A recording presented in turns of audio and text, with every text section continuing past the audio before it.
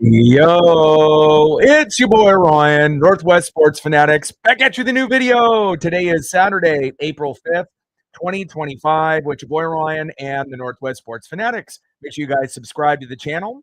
Smash that like button either now or on your way out. Donate to your boy if you can. Cash App $ ORION NWSF or the YouTube Super Chat right here. We got the Seattle Mariners versus the San Francisco Giants. First pitch is going to be here in roughly 5 minutes. So let's cue up the music, take a look at the thumb, and let's get settled in for some Saturday night baseball, baby. Let's get it.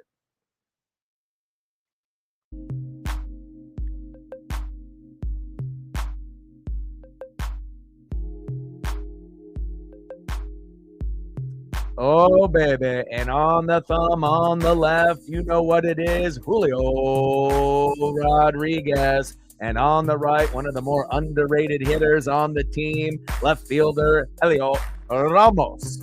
Now let's get into the starting lineups here first for the visiting Seattle Mariners. And a heartbreaker for us, late in the matchup. We normally don't get that many hits or runs, in a game. And we have 2 games now to see if we can compete on the Giant level. They are very, very good. 6-1. That was their first game at home for their home opener, and we tried to push them to the limits. Definitely some questionable suspect calls by the ump late. That was even mentioned by the San Francisco Giant broadcast as well as Giants fans, but there's nothing you can do. We have to move forward to today and see what we can bring here with the Mariners and the Giants.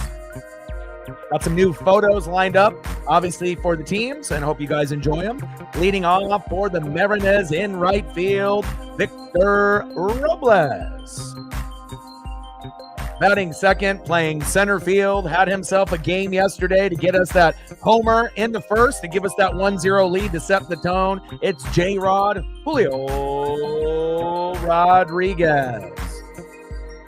Batting third, DHing today for Seattle, big dumper, Cal Raleigh. Batting cleanup, batting fourth, left fielder, Randy Arozarena. Batting fifth, catching tonight for the Mariners, Mitch Garver. Batting sixth, the former Padre first baseman, Donovan Solano. Batting seventh, playing third base, Dylan Moore. Batting eighth, playing second base, Ryan Bliss. And batting ninth, playing shortstop for Seattle, J.P. Crawford. And on the mound for the Mariners, you know what time it is. It's Miller time. Bryce Miller. And we're going to need a good performance out of Bryce here today if we stand any chance against San Francisco. Now let's get into the starting lineups here for the San Francisco Giants. Leading off for the Giants at first base, Lamont Wade Jr. Great leadoff hitter, always sets the tone. Going to have to be able to collapse on him early and often. Batting second from the Brewers in the offseason, shortstop Willie Adames.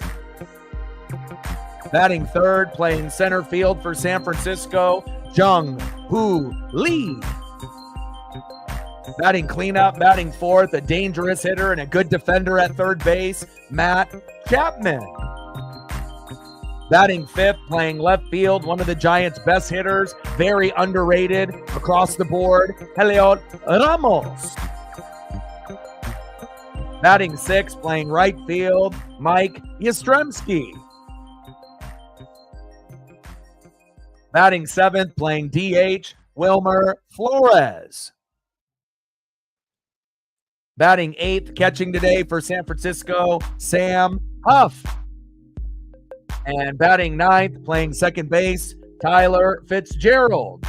And on the mound for the Giants, the former Mariner, Robbie Ray. Let's go, baby. Daniel in the building, what's good? Sarah in the building, what's good? And we'll be shooting for 20 likes within the first hour, 30 to 50 if we get the volume, or if the game ends up being a barn burner late like it was yesterday. Hopefully it's not going to be close to a 5-hour stream. I was completely gassed. That's a lot of runs and a lot of hits and a lot of action to call when you're almost doing a 5-hour live stream for baseball, let alone any sport. But I'm hoping that we can get a little bit of revenge. And we got Brian Wu on the mound tomorrow. So we're going to have a good chance today and tomorrow. We're not going to have Luis F. Castillo, fresh from Japan and AAA. And that was a big reason why the game kind of played out the way that it did, but they did have Justin Verlander on the other side, but we knocked him out a little early. The bats were very alive.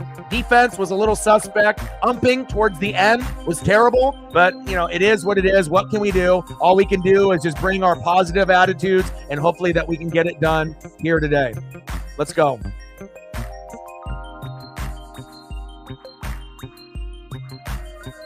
Let me get settled in here real quick. And congratulations on Florida advancing. I'm not surprised. They have to be the favorite, obviously, in that particular matchup against Auburn, just like Duke is the favorite right now going against Houston.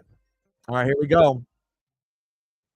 Pitch is high and outside after we actually have Victor Robles at first base. There were some technical difficulties there on the broadcast, but we're all good to go now. And now next up is Julio Rodriguez. Let's go, baby. And Victor Robles with a nice base knock to get to first base. Nice job, Victor. And Julio fouls that one off. Count is now 1-1 strike. And again, if we can get Victor on first early, Julio typically responds as well. These guys really feed off each other. When Robles does bad, typically Julio kind of follows suit. So Robbie Ray on the mound, it'll give us an opportunity to get revenge. So we'll see how it goes.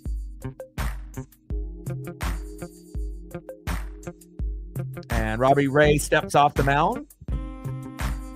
Yes, terrible news about Kevin Owens, and now we're going to have to find a new opponent for Randy Orton. But there are some new talent, coming in, right?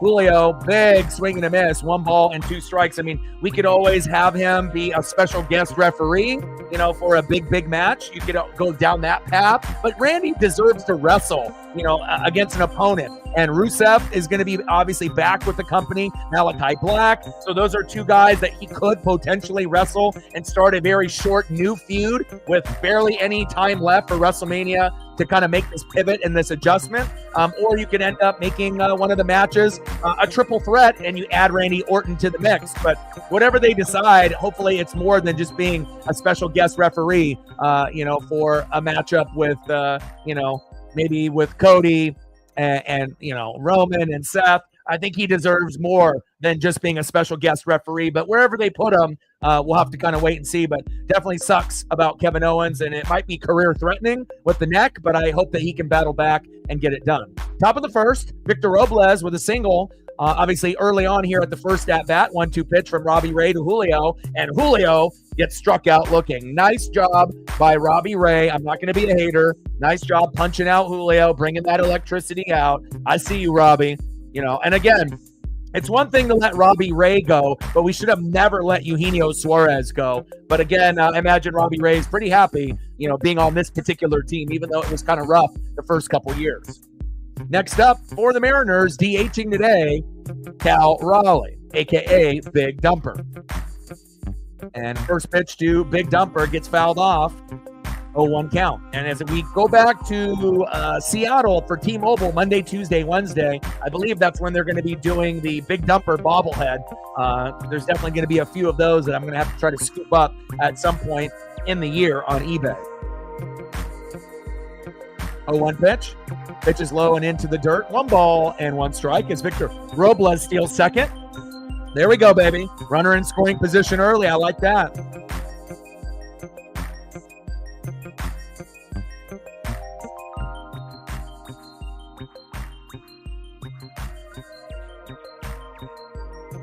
Come on, Cal. Let's go, baby.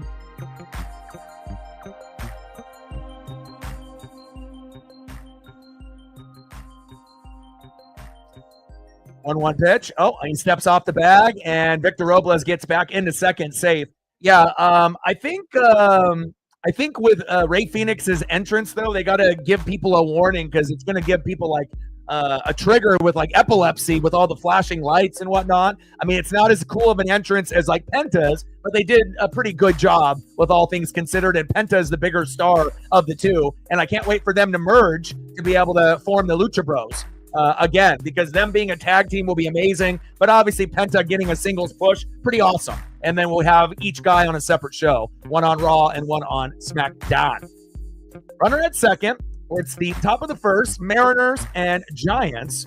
And it was a long stream yesterday. Big swing and a miss into the dirt. Throw to first, and an easy out there, 2 away. But I haven't had a 4.5 hour, 5 hour baseball stream like that since the rule change, where we had shifting and we had no pitch calm. You know, games used to be 3 hours, 4 hours, 5 hours long. So to go from, a 2 hour to 2 hour, 30-minute normal broadcast and almost double it, I was super gassed. And again, we'll see what it ends up being today, but with better pitchers on the mound, I highly doubt, we're going to go to extra innings today. And it's definitely not going to be as high scoring as it was yesterday. At least I believe so, but you never know. Next up is Randy Arozarena. First pitch to Arozarena is high and tight. 1-0 count. 1 ball and no strikes. Come on, Randy. Let's go, baby. And that was a crazy game yesterday. 10-9 final in 11. But I ended up looking at the ump report that they give out. And there definitely is some discrepancies because you didn't hear me or any Giant fan or Mariner fan really bitch or moan about calls. Umps are going to make some, questionable calls throughout the day. But in the end, in extras, that's where the ump was the worst. And they were favoring the Giants based off the strike zone. And the graph showed it. And I don't know if he had a DraftKings parlay going on, but, all we want as fans is it to be called fairly. But as we know with umps, they're terrible. And what can you do, And again, that strike zone either gets really big or really small. And just unfortunate that we weren't able to get the dub. But you got to congratulate the Giants. They did their thing. Randy, slow dribbler, throw to first. And we leave one stranded. Victor Robles at second. Robbie Ray gets out of that pretty unscathed. Pretty cool being able to see the former Mariner pitcher have some success, but not too much success against us here today. And let's see who's up next here for the Giants. I like a lot of the players on the Giant team. And again, the Giants, the Padres, the Dodgers, they are kicking ass and taking names in the NL West. And I think that people assume the Dodgers were going to be great, undefeated, balling out of control with that all-star team. But I don't think people thought the Padres or the Giants were going to be as good this early in the season to kind of match the Dodgers vibe, especially the Giants starting off 6-1. You got to give them kudos. All right, here we go. Leading off for the Giants, first baseman, Lamont Wade Jr. Batting second from the Brew Crew, shortstop, Willie Adames. And batting third, center fielder, Jung Hoo Lee. And on the mound for the Mariners, he's got to have a good game. He's got to get to like the 5th or 6th inning, or we're not going to have any chance more than likely. It's Miller time, Bryce Miller. And he is one of the pitchers that I really do enjoy on the team. Tomorrow's starter, Wu, I like a little bit more. And you know how I feel about George Kirby and Logan Gilbert. I love them. Luis Castillo by far is the worst in the starting lineup. But again, every once in a while, Luis can put on a pretty good show. And we just got to pray that he can end up being consistent this year. Let's go. And shout out, obviously, Florida beating Auburn 79-73. And again, don't be surprised, obviously, if Duke ends up beating Houston. And obviously, Florida won by 6. I would assume that Duke will be able to win by at least 6. But, probably a pretty good chance of winning by 10 or more. They are the real deal. And Florida will give them a challenge as long as, obviously, Duke gets it done, which I assume they will. Cooper Flagg is the best player in the country. And that is going to be the best championship game that we could ask for. And it would take, I don't want to say it's going to take a miracle for Florida to win, because they're good enough to win the championship. But with the best player in college basketball, you're kind of rooting for Cooper Flagg to go on top and then to see where he ends up taking his talents in the NBA next year. Hopefully, the Portland Trailblazers for me, but the chances of getting him is probably slim to none. First pitch from Bryce Miller to Lamont Wade Jr. is inside, 1-0 count.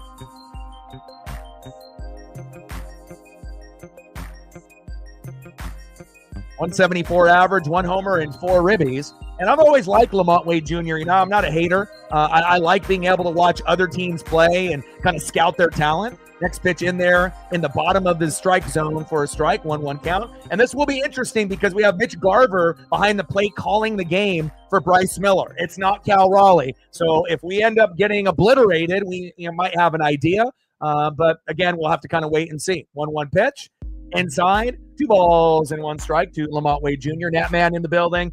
Hey, man, you guys made it to the Final Four, a crushing loss, but you didn't get blown out. But like I mentioned, defense and free throws are going to be key, and you always have to finish strong going into the tourney, not losing games. And as you noticed, the amount of losses out of all the number 1 seeds is 3, 4, and Auburn had the most at 5. And out of your 5 losses, 2 of them were in the last week. So again, something to kind of look at. Well, they had a great season, but again, I know that's got to be a little tough. And now we have Florida moving on over your Auburn Tigers, but you shouldn't hold your head down. You guys played great all year. And then obviously Duke should be able to beat Houston tonight. Even though Houston is a good team, Duke is that much better. And we'll see where it goes. Chief in the building. What's good, my brother? How are you? What's good? Like, sub, donate, comment, share. If you haven't smashed that like button yet, please do. We had 2,000 people end up watching the stream yesterday, and it went extra innings. It was almost a 5-hour stream. I was super gassed, but your boy is here and ready to go. And we'll be live tomorrow at 1 o'clock Pacific for the rubber match. Brian Wu on the mound. And we'll also be covering the NASCAR Cup Series. And I did watch the Xfinity race. Chase Elliott got second place today. Popped up by Wade. Randy Arozarena is there. No glasses and stunner shades for him, which is a little concerning. He had a easy, outfield out yesterday, and he just let it drop right in between him and Julio. And I thought maybe he would be wearing some eye black, maybe some stunner shades to block the sun. But he's out there, glasses less, and hopefully he'll be able to make those grabs. But so far, so good. 1 away. Down goes Lamont Wade Jr. Next up is Willie Adames, shortstop, formerly of the Brew Crew. First pitch for Bryce Miller out of the zone, 1-0 count. Let's go, Bryce.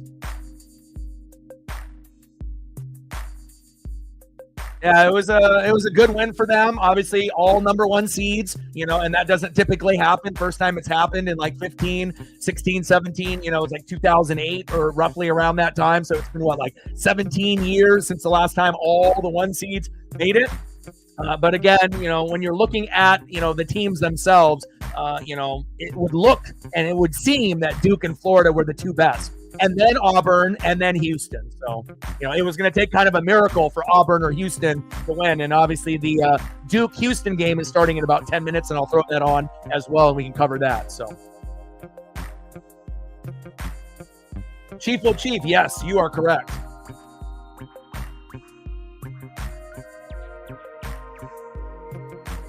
And Clayton with 34, obviously for Auburn, that's unexcusable. Martin had 17. And then obviously on the flip side, you had a pretty, well-rounded matchup, but you needed John I. Broom to get you more than 15. And then Baker Mazzara, 18, and Jones, 10. But you needed to have at least a guy, with 25 in that game. And that was kind of the difference. If John I. Broom, would have had a 25, 26-point game, then maybe it goes the other way.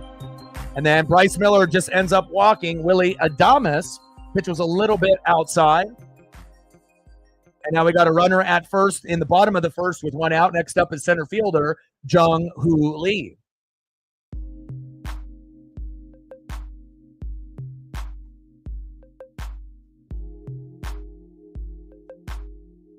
I almost got in a fight today walking Paisley. I will go over this story here once we go in between innings.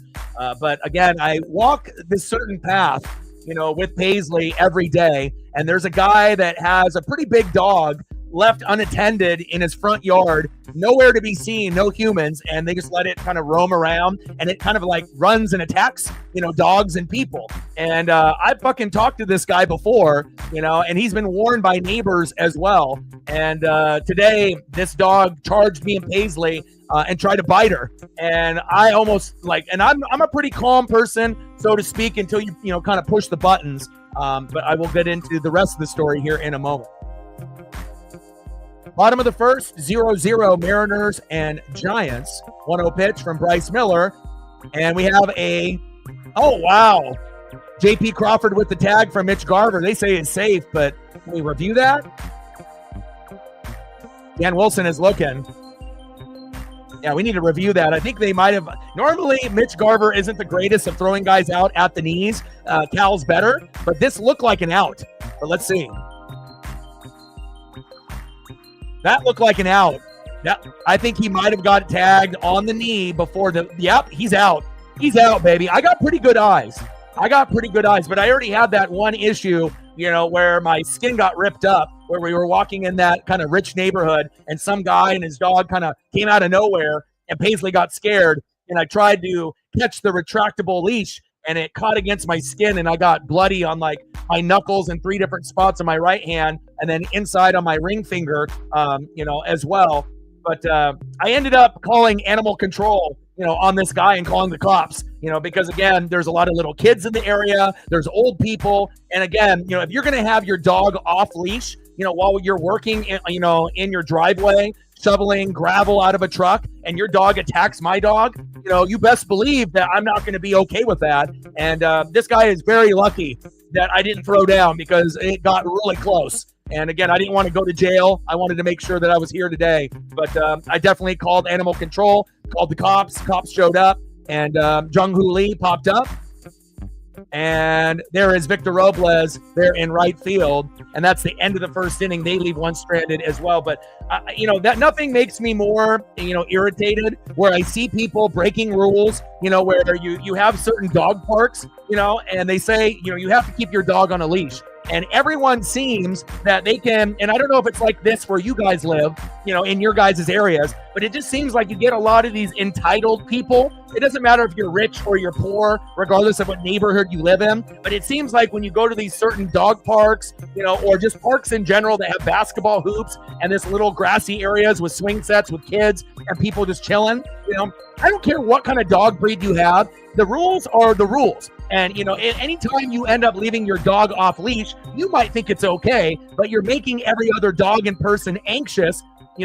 Maybe I have to pick her up, or I have to be able to remove myself from that area. And, it was one of those things that not only after, Paisley got attacked, as I walked down the street to that park, I saw another guy with a fucking dog off leash, and I had to fucking yell at him, and I don't get it, and I want to make sure that, people can have a select area to let their dog loose. Like I ended up going to my elementary school early this morning, nobody there, and I let Paisley loose for about 5 minutes because that's a safe area. It's not towards the street, it's just enclosed, and that's an area where you can maybe do that. But that's like literally the only time that I will do something like that other than my dad's property. But, I had enough, because this guy's been warned multiple times, not only by me, but other neighbors as well. And I highly doubt anyone's called the cops on him before. And, I told him, I was like, how are you going to make this right? And I was ready to throw down. He definitely got a little scared, even though he had a shovel and he was shoveling gravel and whatnot. But, anything that happens to Paisley, that's like my daughter. So, I'm glad that I was able to control myself and whatnot, but hopefully the cops, they're not going to fine him. They're not going to take the dog away. The dog's not going to go to the pen, even though this guy's a shitty dog owner and his shitty dog father, but hopefully just the cops showing up, hopefully it'll, make this guy wake up and realize, hey, maybe I should have my dog tied up if you want the dog in the front lawn, because your dog has biting, aggressive tendencies. And, it was a day, man. It was a day. And I didn't even really want to go down that path, because I know that not a lot is probably going to get done, but I had to do something. Top of the second, 0-0, Mariners and Giants. Next up here is Mitch Garver.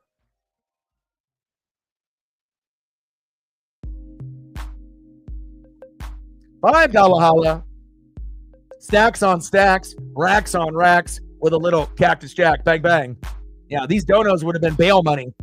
I'll tell you that. $5 holla again by Reflect. Let me know what you guys want to do for photos. Stacks on stacks, racks on racks, a little Cactus Jack. Bang, bang. And again, I'm not going to be someone that's going to instigate any fight ever, but if I feel that you're in the wrong, you best believe that I am going to say something, and depending on the response that I get back, we'll see how it escalates and whatnot, and the guy kind of gave a half-ass sorry, and whatnot, but, It's one thing for the dog to charge Paisley, but to try to bite her, and this dog was aggressive trying to bite me and bite her, and again, he's been warned before. And so hopefully the cops, will, make this guy be like, okay, maybe I should tie my dog up. I mean, I don't know how many times you got to be warned. And just about a quarter mile down from his house around the bend is a park where I usually shoot hoops, and sometimes dogs are there and kids and, elderly individuals as well. So Mitch is outside and Garber with a walk. Appreciate that. We're at 15. Stacks on stacks. Racks on racks with a little Cactus Jack. Bang, bang. And again, it's just one of those things. I don't understand why so many people in this general area feel that they're entitled to just keep their dogs off leash. I don't care if your dog is training or not. You're making everyone else uncomfortable when walking around with dogs off leash, regardless of what breed they are. They might be your dog, but that doesn't mean that they're going to not, react a certain way if they see someone or another dog and they're off leash. And I can definitely tell that this guy never walks his dog, never takes care of the dog, and that's probably part of the reason why the dog charged me and Paisley and is aggressive like that, because it doesn't get the love and it doesn't get the exercise that it fucking needs. Popped up there by Donovan Solano, back, all the way to the wall. Jung-Hoo Lee is a great defender there in the center field as Mitch Garber goes back to first base.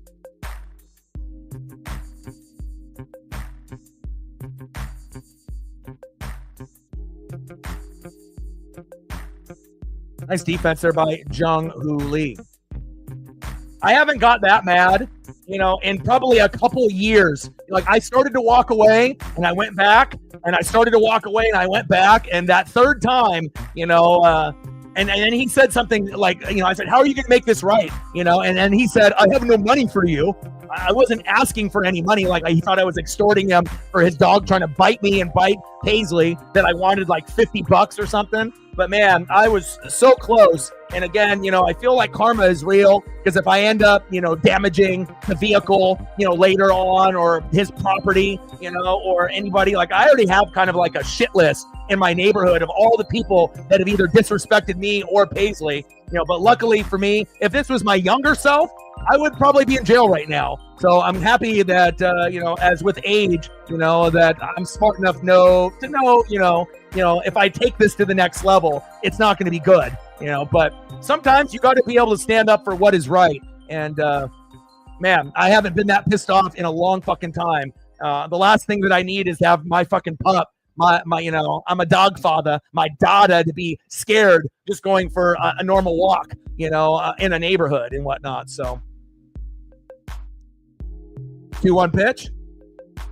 And Dylan Moore pops up, fading foul.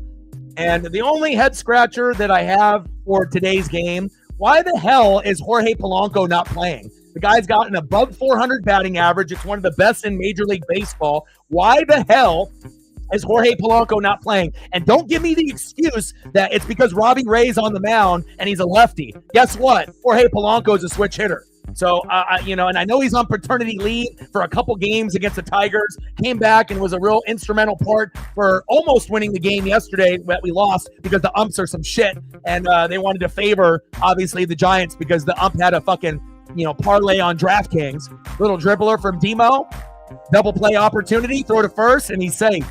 But, that's another story for another day. $5 holla. Yeah, nice to see Chase get second place in the race on Xfinity that I ended up watching with Paisley after we got back from our scuffle. Stacks on stacks, racks on racks, a little Cactus Jack, bang, bang. But I can honestly feel like, I feel that I know I did the right thing because these other people probably were never going to call the cops on this guy. But 2 houses down is the guy that has the golden retrievers, 2 of them, that walks just as much as me in the neighborhood. And I wonder if he's ever had any issues with this neighbor as well. Stolen base attempt and safe. Wow. Giants were running off the field like they ended up having that third out. Nice steal there by Demo. Now the Giants are going to look and review this. And now he wants to review.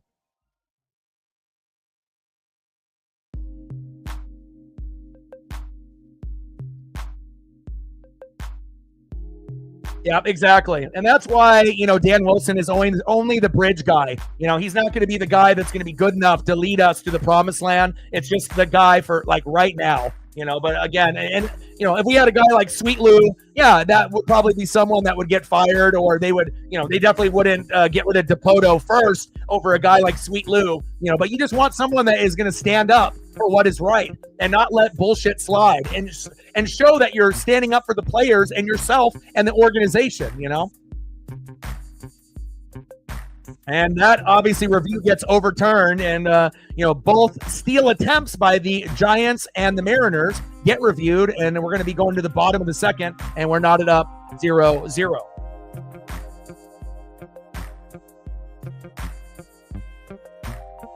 I don't know. If you go to ESPN.com, I don't know if they actually list who the ump is. Or hold on, let me look. Home plate umpire is James Hoy, so this is a different guy from yesterday, because I sent you that graphic. And then obviously the guy was Sean Barber yesterday. So I go deep with the stats, and I'm going to be able to bring up, a graph that literally goes over overall accuracy, relative accuracy, overall favor, overall consistency. I mean, we're talking about a graph that literally goes over everything, and obviously missed calls, impactful missed calls, and then called ball accuracy, called strike accuracy. And really the only people that go to this extreme is probably me and Reflect. But, we love stats, we love analytics, and, we want to make sure that we're giving people the proper due, like with Geno Smith, with the accuracy being one of the best. Seattle's O-line is some shit, and now he goes to the Raiders, and he will have success there. And then a guy like Sean Barber umping the game yesterday, fucking us over, calling balls strikes and strikes balls in a crucial moment in the game and extras where we could have won the game. And he pretty much cost us the game based on those calls. And you're not going to hear me bitch and moan about bad pitching and bad calls, to this extent often. When it's blatant, I'm going to say something, and again, if he was bad throughout the whole game, you would have heard me talk about it. Oh, that was bad for Lamont Wade Jr. Oh, that was bad for Julio. It would have been bad for both. But guess what? Did you hear me bitch about the ump at all throughout the whole game? No, not even once. Not even once until the end of the game. So, something was kind of up, at that point. Appreciate all of y'all with the support. First pitch from Bryce Miller to Matt Chapman is away from Mitch Garver, 1-0 count. And I'll get you guys some photos, but I wanted to be able to share that fucking unfortunate story. But luckily, Paisley, did not get bit through the skin. It's not like I have to go do like a rabies test or anything like that. But, like I said, kind of a crazy day, and whatnot. And again, I don't really like calling animal control or having the police go to someone's house, but, this guy deserved it. And again, this is not the first time. I imagine, this guy and this dog, it's been happening for years, and enough is enough.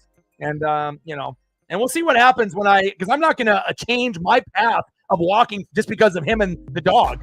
If you want to come outside and that shit happens again, I'm going to throw down. I don't give a fuck. Like, if it really comes down to it, if that same shit happens again, I will throw down. And if that means I have to go to jail, I go to jail. But, we'll see if the guy learns his lesson after the cops showed up today to his house. Something tells me he might, take it to heart because he never thought that this would happen, but we'll see. Some people, they just don't care about their dogs and they don't consider them family. It's just, a pet that they don't really care about giving the love and the attention to. So 2-2 pitch. But I'm definitely not going to change any of my routine because someone's irresponsible. Fuck that. Life is too short to give in to douchebags like that guy.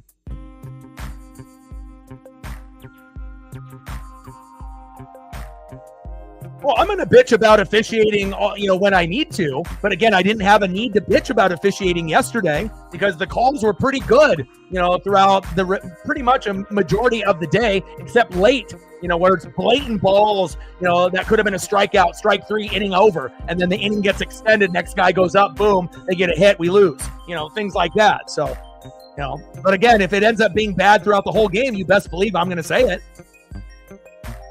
There we go. Demo with a good defense there. One away.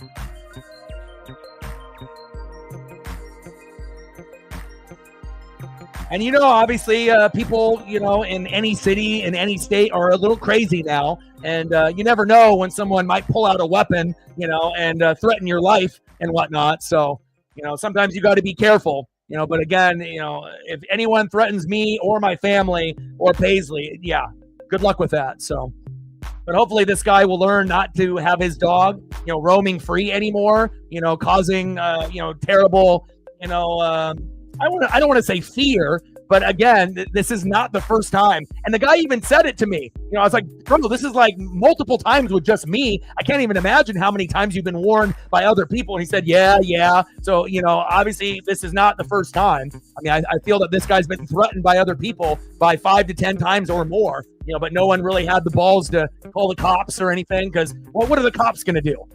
It's not like they're going to fine him. I wish they would. I wish they would have given this fucker a fine of like, $200 or something. And then maybe he wouldn't do it ever fucking again, but hopefully the police just showing up will be good enough. Big swing and a miss to Helio Ramos behind in the count 0-2. But again, that might be the only way where you can get some people that are ignorant, to actually pay attention. Cops show up and then you give a guy a ticket, but no ticket was given to my knowledge. But hopefully the cop just showing up will be a little eye opener. Wow, diving catch by Victor Robles. I hope he's not hurt. Looked like he got the wind knocked out of him, but nice job by Victor Robles. Oh my, nice defense there in the outfield by Victor Robles, but hopefully he didn't tweak anything.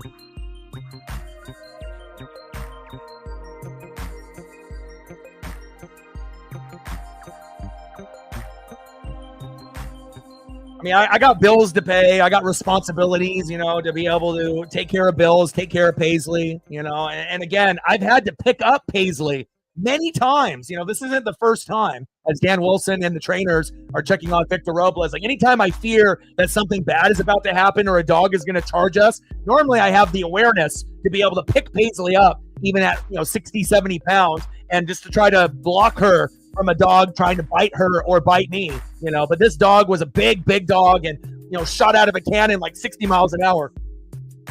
So I wasn't able to pick her up right away before the dog was like right there face to face. So, and it's not like I want to drop kick another dog in the face, but again, if it's between me and Paisley and someone else or their dog and they're threatening me, you best believe I'm going to turn in the Reggie Roby and pump that ass.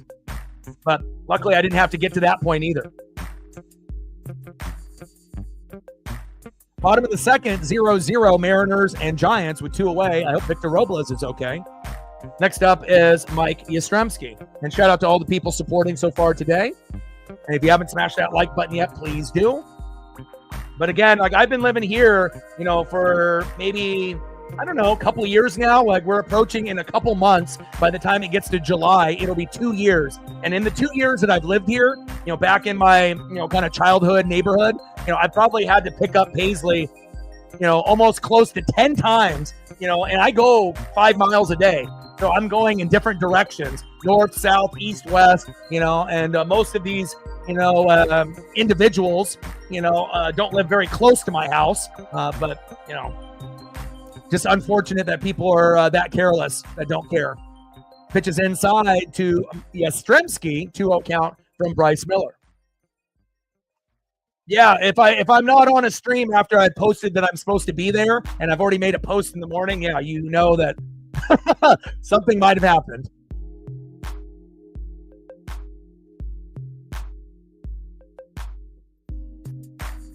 Come on, Bryce.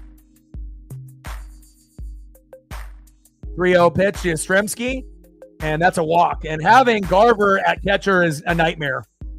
He can't frame, doesn't have an arm to really throw anybody out. We just got to pray that his bat will make up for it today. Next up, DHing for San Francisco, Wilmer Flores. And the thing that pisses me off the most is like when I have a dog cross the street and charge me and Paisley and I pick her up. Every single person, right, doesn't really say sorry, or it's kind of a half-ass sorry, and they take their sweet time as their dog is being aggressive, trying to bite me and my dog as I pick her up and I'm walking away. I can't tell you how many times, that these guys, they walk like, they're 100 years old. like it's a bother for them to be able to get their dog. I'm like, bro, I didn't have my dog cross the street and attack you and your dogs. You did it to me. Like I'm not in the wrong. You are. Crazy stuff, man. Take care of your dogs. Give them that proper love. Bottom of the second, 2 outs, runner at first. Flores in the box, Miller on the mound.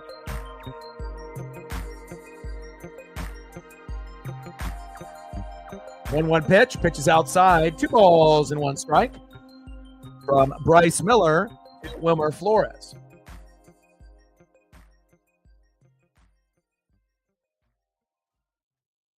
'30th pitch, way too much for Bryce.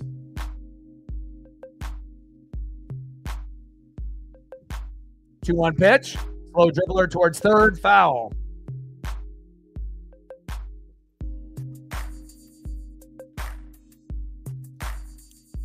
I'll have to call my cousins in Japan, get the Yakuza over here. Don't you disrespect Paisley Pup. You'll be in trouble.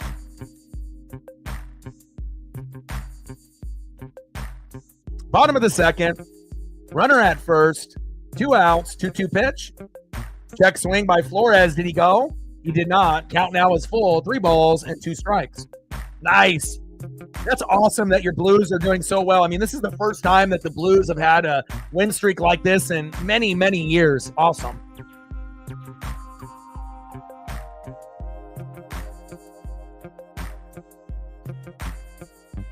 Big swing and a miss. Got him. And Wilmer Flores chases that one. Big heater. And even though Bryce hasn't looked great, he's only he hasn't given up a hit yet. And hopefully we can keep it going. Top of the 3rd inning, and it's knotted up at 0. Next up for the Mariners, in the 9-hole, shortstop J.P. Crawford. Batting first, 1 for 1, right fielder Victor Robles, as long as that injury for that diving foul, or not fair foul ball, but fair ball in fair territory. Hopefully he'll still be in the lineup because we need him. And batting third, 0 for 1 with a K, center fielder Julio Rodriguez. Let's go Mariners. And then any photos that I can get after I'm done with my little rant there, obviously with everything, but let me know, STL, if you're still in the room, Sarah, Chief, Reflect, anything that you want to be able to see at any given moment, just type it in, and I'll try to squeeze them in as I can throughout the broadcast. And if you don't really care about the photos and want to wait till like the end of the stream, we can always do that as well. It's kind of what your guys' preference. So.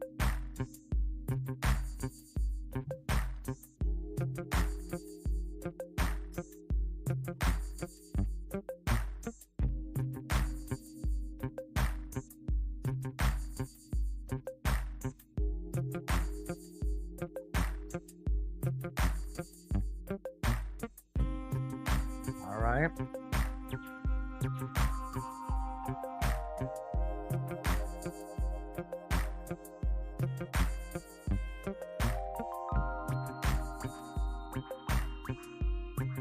We'll get you with the blue jersey. We'll get you with the All-Star game. And then I'll try to squeeze one more in here for you.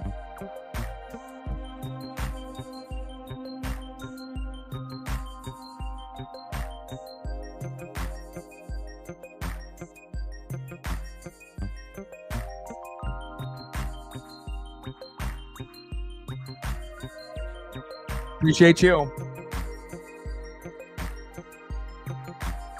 Beautiful ballpark, beautiful weather here on the West Coast. 70 degrees in Oregon. I don't know how hot it is for you where you're at, Reflect, but I imagine your weather is similar to ours. First pitch there from Robbie Ray into Ryan Bliss. Obviously, they had the batting order wrong. You never can trust ESPN unless you're actually following along. I was going to say I thought it was Ryan Bliss, but I try to take their word for what it is. Bliss towards third base. Throw to first. One away. Now, next up is J.P. Crawford. And I figured if I switched up some of the photos, maybe that'll give us a little good luck based on what happened yesterday. So I got some new photos for some of the players in the lineup, but still kind of pissed off that we don't got Jorge Polanco playing today. Very classy, and that's why he's one of the best of all time, with Wayne Gretzky and as well as his, partner in crime coming in the same draft.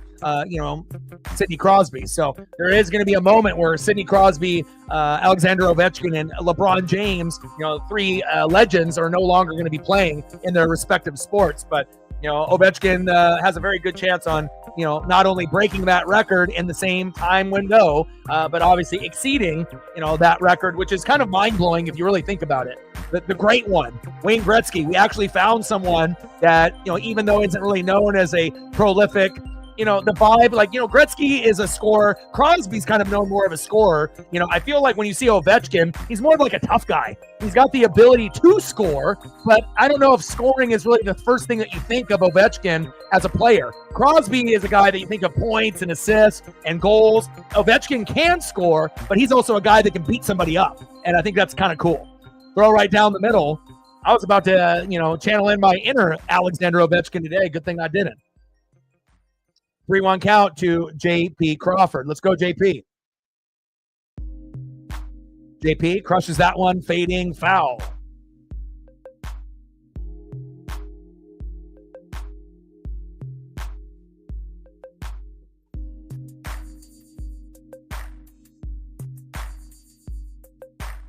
Yeah, I never thought that even with Sidney Crosby and Ovechkin, as great as they were, it's still mind-blowing that they ended up, beating some of the records, from guys like, a Wayne Gretzky. Now, if it's one thing, if you're like matching numbers of like Mario Lemieux or Brett Hull or other guys that were really famous when we were growing up, me and Sarah, Natman, around, depending on how old you are, and Judah, some of us are around the similar age range, but to actually, beat some of the records of Wayne Gretzky, that's fucking insane.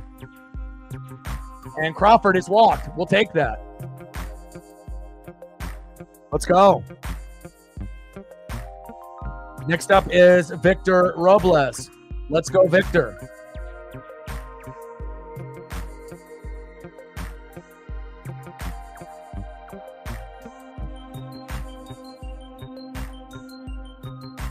Yeah, STL, if you want anything photo-wise, LSU coaches or whatever you want, let me know and I got you. I'm not sure if Chief Wood Chief is still in the building, but if he comes back, we'll be able to give him some photos as well as Reflect. I know Reflect doesn't really care during the broadcast. We can always get it at the end, or, sometimes he doesn't really care for them at all, but I always like to be able to show a little love, whether it be a little Macklemore or whatever we're thinking of at the moment.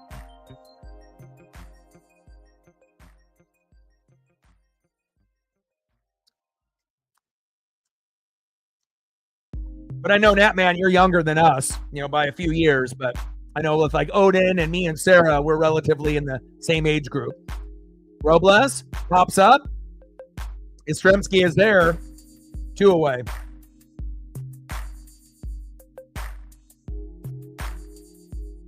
And next up for the Mariners, 0 for 1 with a K, Julio Rodriguez. Let's go, J-Rod. You've actually been stepping up. You and Randy Arozarena have been probably the second best players, up to this point behind Polanco. And hopefully we can keep the hot streak going. Let's go, Julio.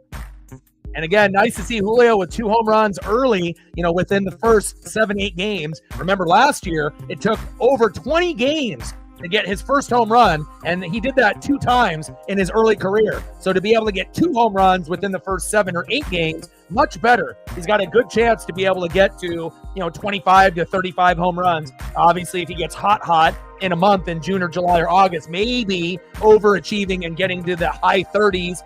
Obviously, as a fan, we would love 40-40 club, but that might be too much to ask because he has an ability to strike out at will. J.P. Crawford sliding into second. Safe. Yeah, you're 35 right now, man. Yep. As soon as I said you, I was like, well, you're a little bit younger than me, but not too much younger. Nice job by JP with that steal, baby. Runner in scoring position, and let's drop some bunts down, baby.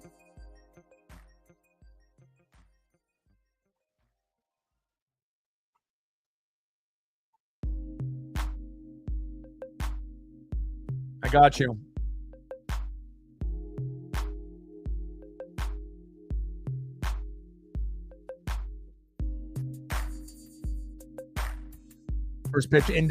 Second pitch into Julio, 1 ball and 1 strike.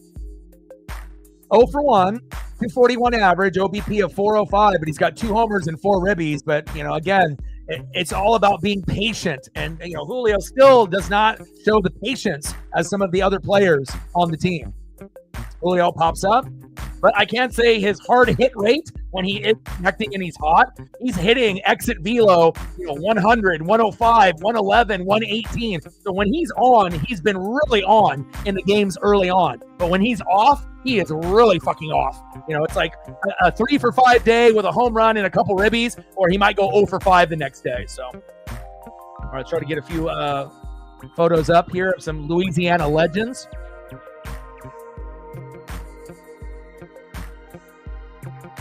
Like, sub, donate, comment, share. If you haven't smashed that like button yet, please do.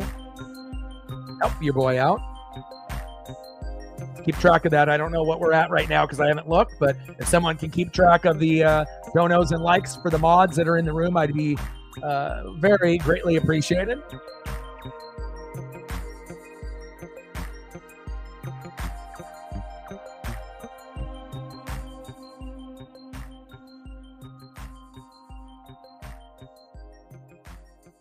And that's one thing that I really love, to do is to be able to bring up photos of things that people in the room love, because it gives us a chance to kind of get an understanding of what you're about, who you like, what you support, what you love. And it's not just, photos of things that I like throughout the whole stream or based on the photos of what, players are playing in the game that I'm covering. So there you go, my guy. Appreciate you. As a legend and an icon there. Appreciate you, my guy.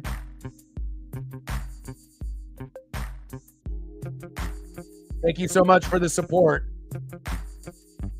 Same thing with you, Sarah. Same thing with Reflect and Chief with Chief so far.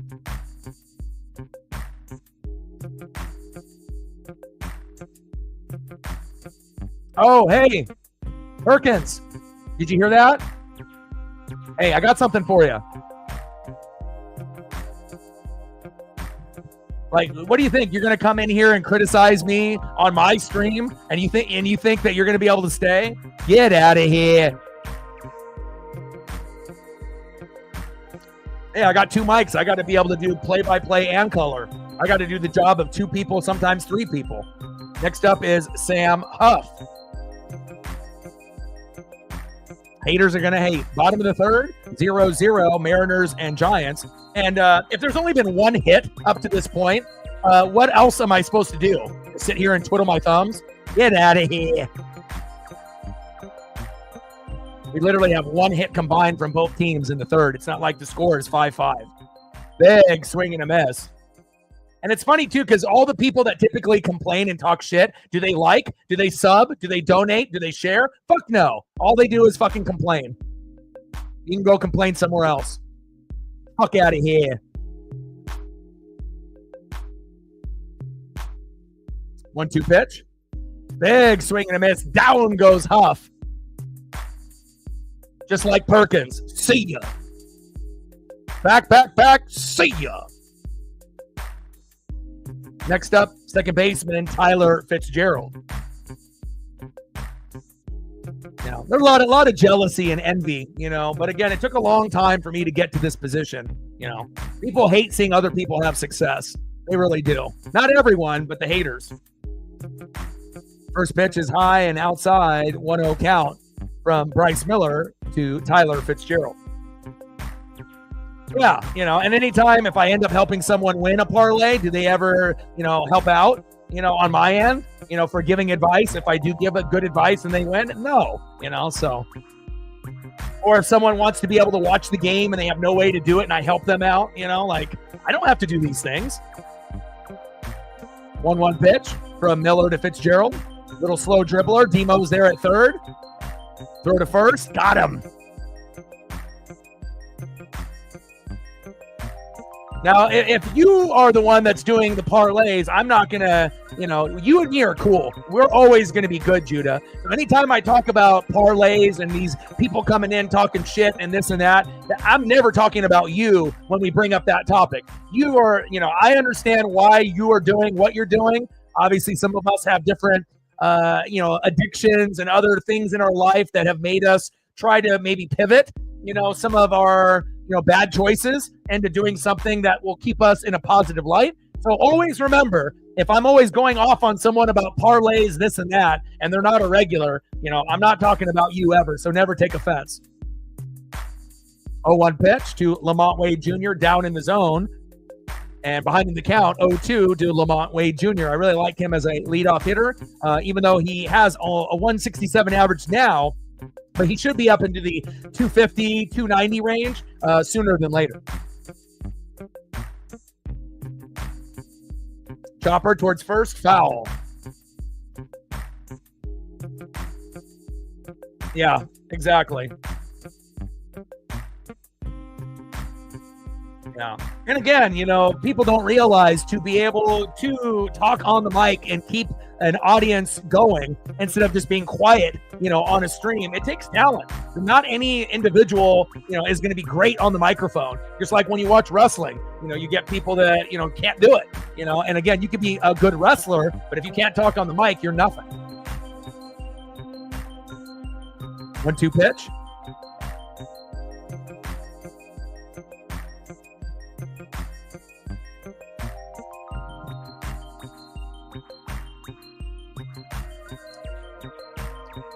Hey, I can be a successful yappa.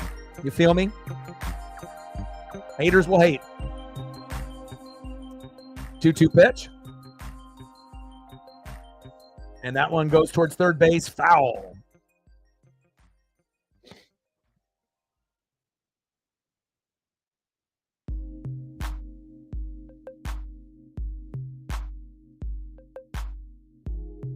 Two-two pitch. Big swing and a miss. And down goes Wade Jr. Nice job. 0 runs, 1 hit for the Mariners, 0-0-0 across the board for the Giants. End of the third inning. Let's go to the top of the fourth.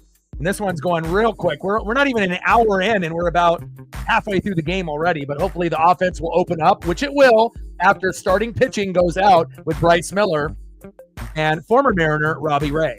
And that's probably good because my voice and the energy that I, put out yesterday, because you got to think, when you end up having a double-digit score and you go into extra innings, and normally a game is like 2 hours, 30 minutes, and you get to like 4, almost 5 hours, it's like almost I did 2 full games, and it was, and especially if you're getting guys that are getting hit after hit, there's a lot of action to call, And it's not like I get rewarded by people, that are outside people looking in, on the great job that I'm doing.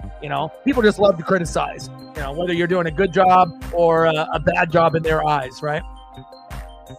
That's why, you got to boot the people you got to boot. Don't you dare come in here and think you're going to disrespect me, and I'm going to let you continue to type in the chat. Check yourself.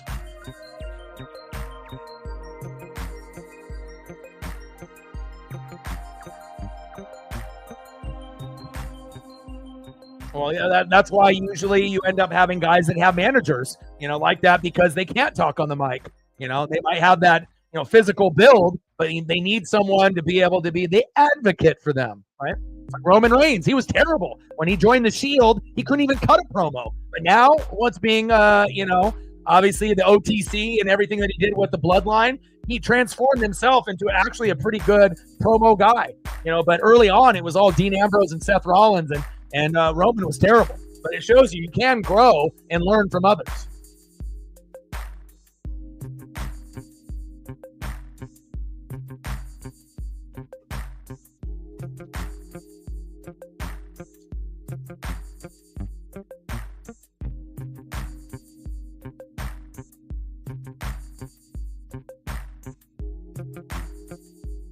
First pitch, Robbie Ray. And a line drive. And Ramos drops that one. I like that. There we go. Nice job by Big Dumper, baby. Yes, sir.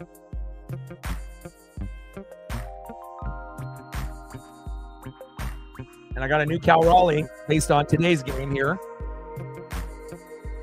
Based off the teal. Let's go, Cal. Nice job, baby.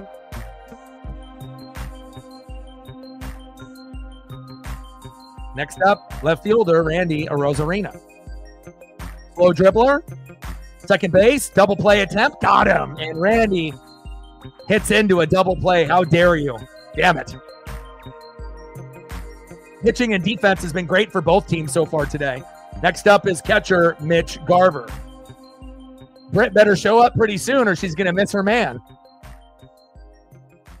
And I told her Garver's only going to play every 3 to 5 days. He's not going to play every day. He's not going to be a pinch hitter. He's going to be, filling in for Cal Raleigh at catcher, every once in a while. Looks like we're at 15 likes. We need 5 more to get to 20. If you haven't smashed that like button yet, please do.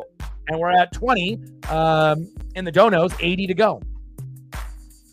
Walk in the second for Mitch Garver, batting 0.83. Is that good?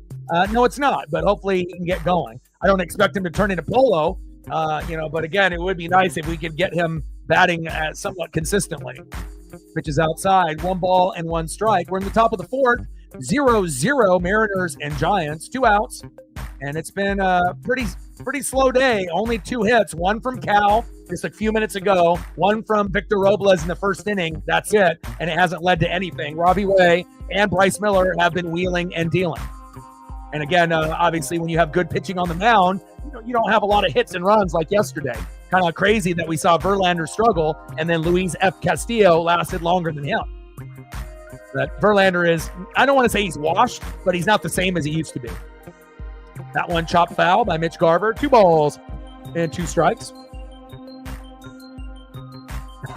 Yeah, I do.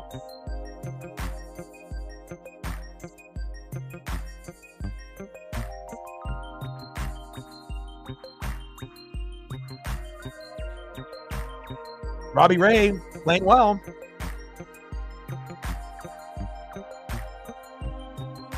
Two-two pitch. Chopper towards third base, foul. And I would have loved to have kept Eugenio Suarez, but to let Robbie Ray and Suarez go. Ray looks good in a Giant uniform. Just didn't work out with us, with the pitching staff that we have now with like Wu and Miller coming up. But, I wish him the best. Just didn't work out with us. Mistake that we made. Pitch is low and outside. Count now is full. 3 balls and 2 strikes.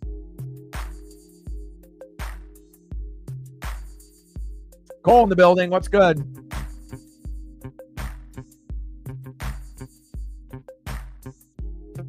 And Garver pops up. And that's into right field. Should be an easy out, and it is.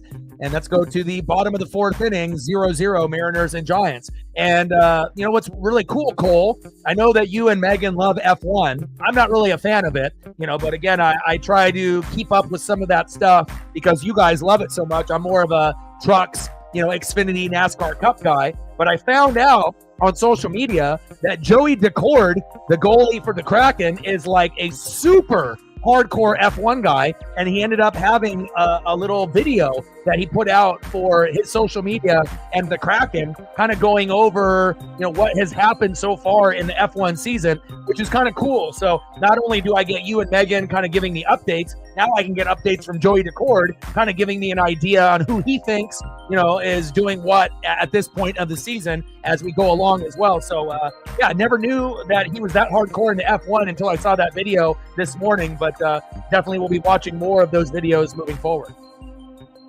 Yeah, I don't have TikTok and I never will, so I don't go down that path. But if it ends up being on Instagram or X, formerly known as Twitter, maybe I'll watch there. All right, let's go to the bottom of the 4th and see who's up next here for the Giants.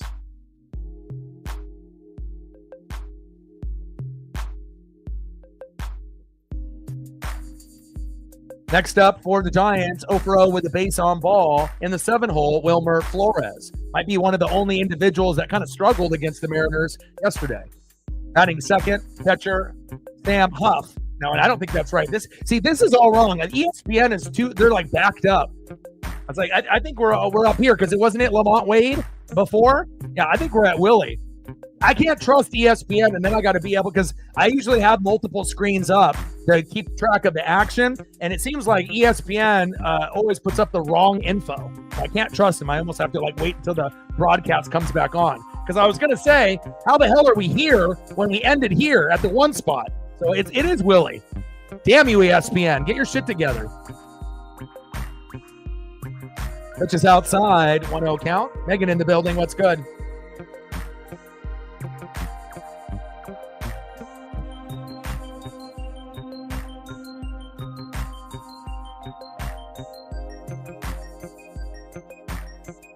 1-0 pitch from Miller to Adames. Little slow roll dribbler to third. Demo, throw to first. Got him. Bye-bye, Willie. 1 away. Next up here in the bottom of the fourth with a 0-0 game, center fielder who's a good defender out there. It's almost like a Julio, an Asian Julio, Jung-Hoo Lee. And he definitely can make some big, big plays with his athletic prowess there in center field.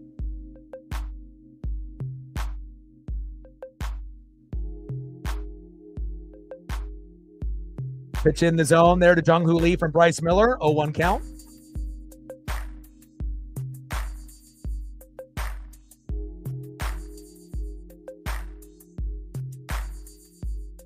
And we'll be live tomorrow at 1 o'clock.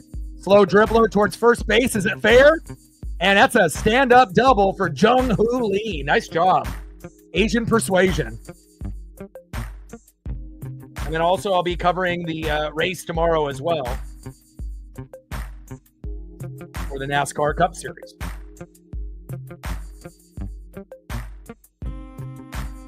Good old Darlington. And Chase did pretty good in the Xfinity Series. He ended up getting second place today. So hopefully Chase will be able to have a top 5 finish or a top 3 finish tomorrow.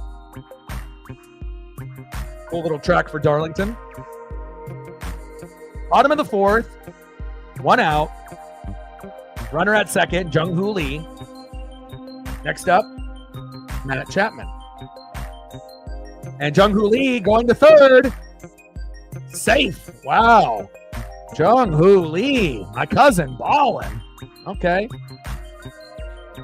And the Asian persuasion out there in San Fran in the Bay. Love it.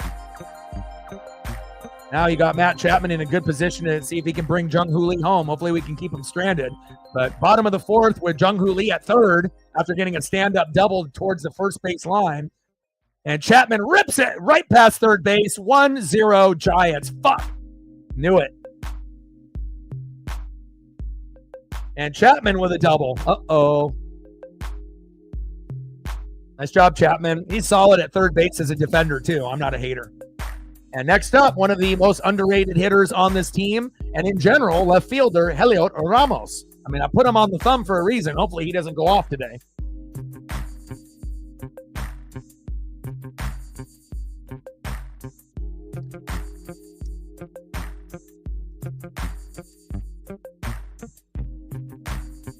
Bottom of the fourth, 1-0 Giants. Runner at second with 1 out.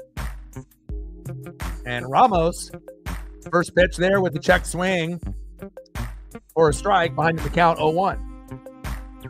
Come on, Bryce. Ramos in the box. Bryce Miller on the mound. Let's go, baby. It's Miller time. Stop the bleeding. Let them only have one. 0-1 pitch. Pitch is outside. 1 ball and 1 strike. And again, once the starting pitching goes out, the game will open up. And we'll end up having like a 4-3 game or a 3-2 game or a 5-4 game. But hopefully we can find a way to get our offensive going, before the pitching goes out. Starting pitching, I mean. Pitch there is inside. 2 balls and 1 strike. Helio Ramos. Let's go, M's.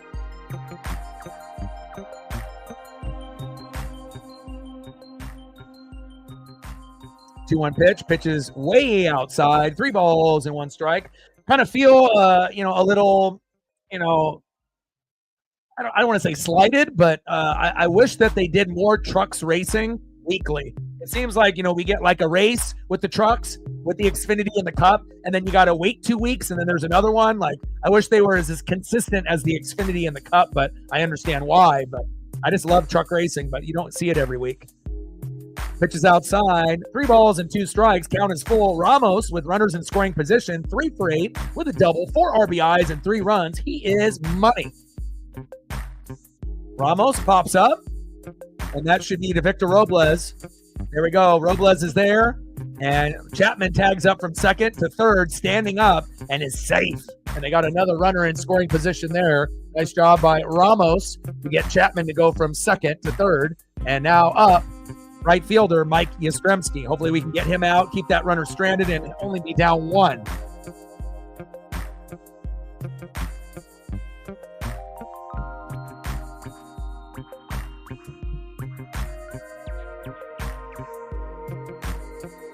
Oh, man. Cole, you old. Cole is old. You're an old man. Bottom of the fourth, runner at third. First pitch from Bryce Miller to Yastrzemski. Oh, hell. Blooper right in front of Victor Robles, and that scores another. Wow, what a clutch hit there by Mike Yastrzemski. And now it's 2-0 Giants. Come on, Bryce. Next up, DHing for the Giants, Wilmer Flores, 0 for 1 with a K. And that's just kind of bad luck because based on where that ball was hit, it was right in between, where the shortstop would have been, with Ryan Bliss and, Victor Robles. And where Robles was sitting, defensively, it really wasn't his fault. Just kind of right in that in-between of where the shortstop would be running towards the ball and then Victor Robles running the opposite direction. And it kind of fell right in between the two guys. Batting average with 2 outs with runners in scoring position. Guess what? Number 1 in MLB, the Giants, 367. Athletics, Twins, Padres after that. So, obviously they are wheeling and dealing with runners in scoring position. They are the best in baseball, even better than the Dodgers, believe it or not, at least at this early part of the season. Dodgers just hit home run after home run and obliterate you. Bottom of the fourth, 2-0 Giants. Still think that we have a good chance to win this game. Runner at first with 2 outs. 1-1 pitch. Throw to first to Donovan Solano, and he is safe. But again, without Jorge Polanco playing, that might be the reason that we lose. And again, I feel like Dan Wilson, is better than Scott Service. But I also start to feel that, Scott Service is still kind of hovering around because some of the tendencies that Scott had, it seems like Dan is having. And that's not good. Big swing and a miss from Flores from Bryce Miller, behind in the count 1-2.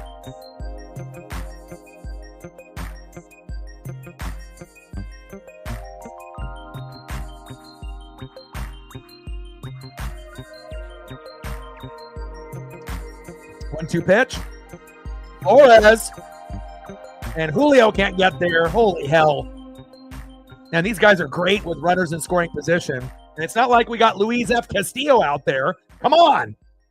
Defense out of position. Help Bryce out. And now you got runners at first and third, and we're already down 2-0. And Jorge Polanco is batting like 400, 450, and he's not even playing today. I mean, you might as well give a write-up to Dan Wilson for just that move. Like, how the hell are you not going to play the best player on the Mariners in 2025, let alone one of the best players in baseball this year? What's the excuse? He's not on paternity leave. He's not injured. Why are you not playing today? Stupid. And if he comes in late, it might be too late at that point. And why the hell is Solano playing either? He's terrible.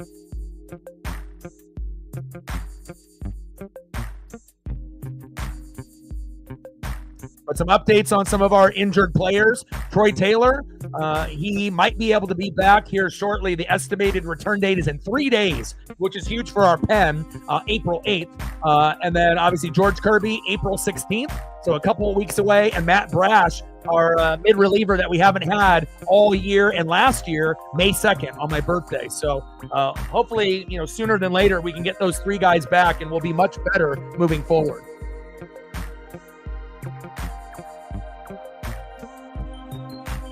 But getting Troy Taylor in the pen that will make the Mariners probably bring Saul, from the roster to AAA, because we know he's not very good. And I would assume that they'll keep Pizzardo, even though he's not very good either. But I assume Sauce will be the casualty once we get Troy Taylor back. And Troy's nice, so he'll be able to help us out for sure. Miller. And Huff crushes that one, fading foul behind in the count 0-2. Bottom of the fourth, 2-0 Giants. Runners on the corners on first and third. 0-2 count from Bryce Miller to Sam Huff. Kind of crazy back in the day for the NFL on the Giants, but not here in San Francisco. In New York, there's another guy that was named Sam Huff. And the only reason I know that, I was looking up Sam Huff photos and I couldn't find any right away. And then they kept showing the Sam Huff back in the NFL. Kind of odd that they're both on the Giants, but just one in the Bay and one on the East Coast. Count now is 1 ball and 2 strikes. Get out of this inning, and the starting lineup is essentially the same besides Huff, being the new addition here today. And Huff pops it up into Victor Robles territory. He's there in good position. We leave 2 stranded, but the damage is done. Let's go to the top of the 5th, and we're down 2-0.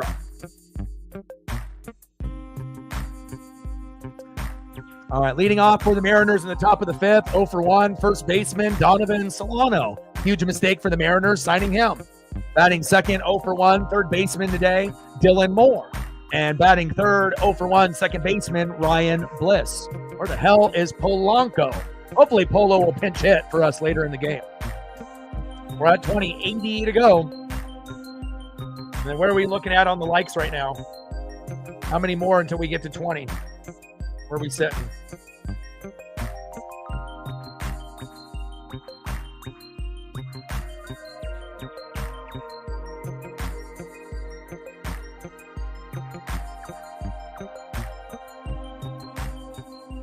Where are we at? What's it say? We're close. We're only 2 away from 20. There we go. Now we're at 19. And we got at least 5 or 6 people in the room that haven't done it yet. So if you are in the room and haven't done it, we only need one more to get to 20, hit the algorithm, and then we'll be shooting for 30 to 50 before the stream ends. And if the game ends up being close late in the game, then we'll get a big boost in viewership. We had 2,000 people yesterday, which was great.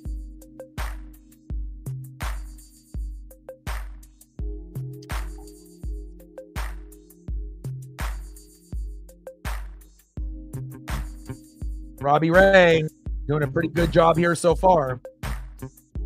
Robbie Ray, 4 innings pitched, 2 hits, no earned runs, 2 walks, 2 Ks. Not the K number that you would be wanting, but again, if you're ahead 2-0, you don't care.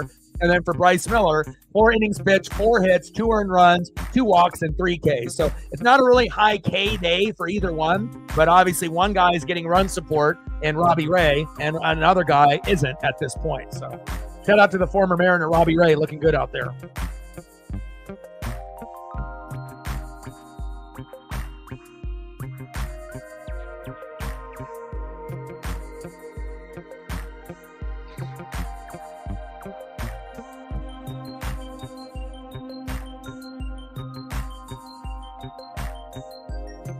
Yeah, Dodgers, Padres, and Giants are amazing this season early on, for sure.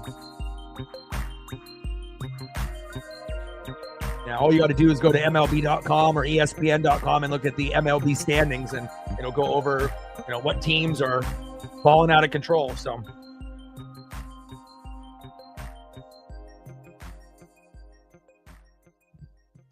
Sharks, definitely a winnable game for the Kraken, and it would be amazing if they could have somewhat of a close repeat performance from the last matchup.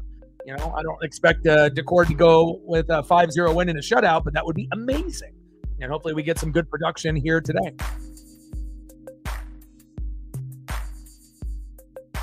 And then Duke is up 34-25 on Houston with about less than a minute to go in the first half. Solano, head to the shortstop, throw to first, 1 away. Donovan Solano is kind of like a Mitch Garver. Big mistake. Should have used this money to get some guys in the bullpen. Not a good fit in Seattle. Next up, third baseman, filling in for Jorge Polanco, and he's got the second best batting average out of any player. Limited at-bats, but Polo's 1. Dylan Moore is 2. Let's go, Demo.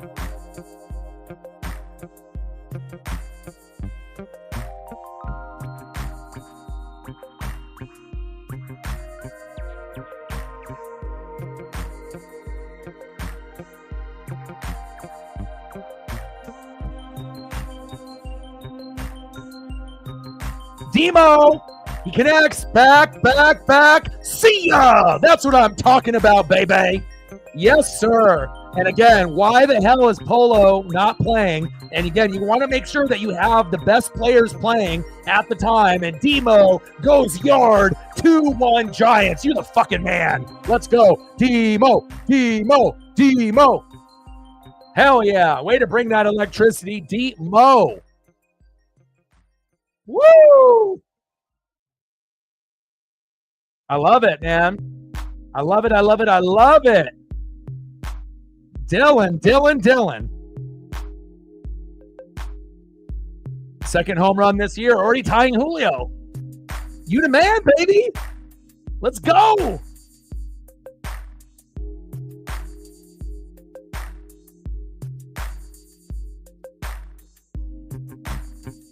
That's what I'm talking about. Demo said, hey, see ya. Next up is Ryan Bliss showing bunt, but does not connect on it so far. Go Ryan. Ryan is one of the shortest players in MLB, 5'5", 5'6". Not the greatest hitter, obviously better defender than hitter, but at some point you would think with some, more experience that he'll start to figure it out. Oh, and Jared McCann with a goal, 1-0. Kraken, I love that. Awesome, good timing. McCann with a goal against the Sharks, who are, not a very good team, so we should be able to compete. And then Dylan Moore making the most of his opportunities playing and keeping us in the game. Ryan Bliss crushes that one, fading foul. 2 balls and 2 strikes. Let's go. Yeah, baby. Let's go, Ryan.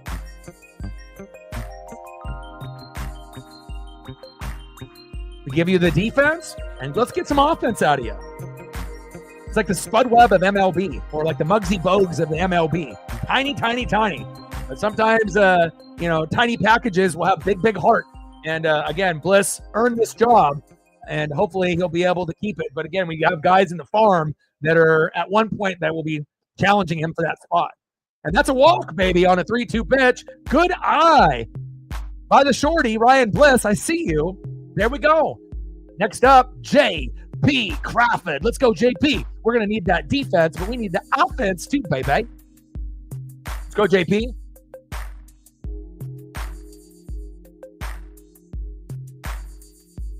Robbie Ray losing a little bit of that. And both pitchers with Miller and Ray here in the 5th inning. And sometimes that happens. You want to go 6 innings and then be clean. But sometimes in that inning prior in the 5th, they get tired. They start to lose their control. They start to lose a little bit of that Uncle Mo and that momentum. And luckily for us, we were able to get that home run there out of Demo. Nice job. And now they're going to do a mound visit. I don't know if they're going to pull Robbie Ray. He's been good enough to stay in there, but let's see if they take him out. I think they're just going to give him a pep talk here. Robbie's like, I don't need to go out, man. I can get him out. But now we have ourselves a game here. Let's go. Demo. Second best hitter besides Jorge Polanco, which is kind of crazy to think. If you would have told me before the season started, within the first 7-8 games, that Jorge Polanco would be batting like 450 and being the best player on the Mariners and one of like the top 10 players overall hitting wise, top 5, top 3, and then based on batting average and big playability, and then Dylan Moore is our second best, batting average wise, and obviously we've seen Julio get a little bit better. Randy Arozarena start to kind of step up, but we need more guys to step up to the plate, so to speak. Ooh, Burakovsky with another goal, 2-0. Britt in the building. Your boyfriend, Mitch Garver, is playing today, so I'm glad that you showed up. Big swing and a miss. Boyfriend / fiance / husband. 2-1 count to JP. Come on, JP. How are you doing, Britt? Miss you. How are you? Pickoff play to Ryan Bliss. Stupid bag running there. I don't know. I get it, trying to be aggressive, but you have to be aggressive at the right time. And it seems like we get caught stealing in the worst ways. And Ryan Bliss should not be stealing ever because he has such short legs, and he's so short as it is, he's never going to be safe trying to steal a bag. Got to have those long legs to slide in there. I mean, you're like 5'5", 5'6". That's unfortunate. What a wasted opportunity for Bliss there. And now we got a 3-1 count to J.P. Crawford.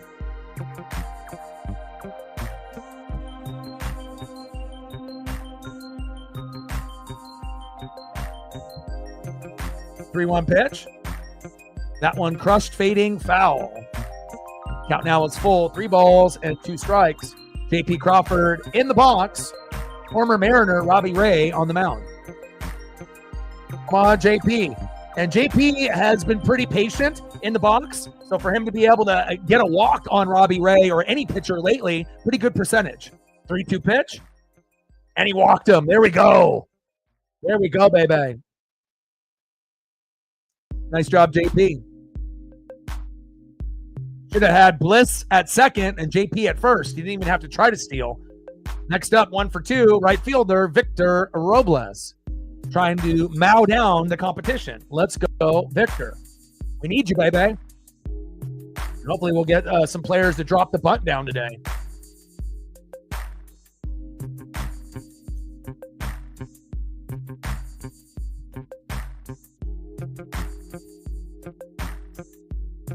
Yeah, exactly. Exactly. You hit it right on the head.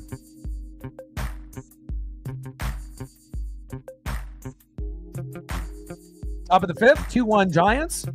And Robles with a hit. Let's go. Let's go, Victor.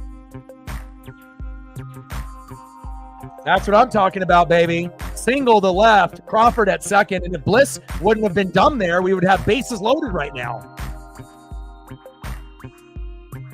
Next up, Julio Rodriguez. I don't expect him to go, try dance up for a 3-run blast, but that would be amazing. Just get a base knock. Don't go for a fucking moonshot.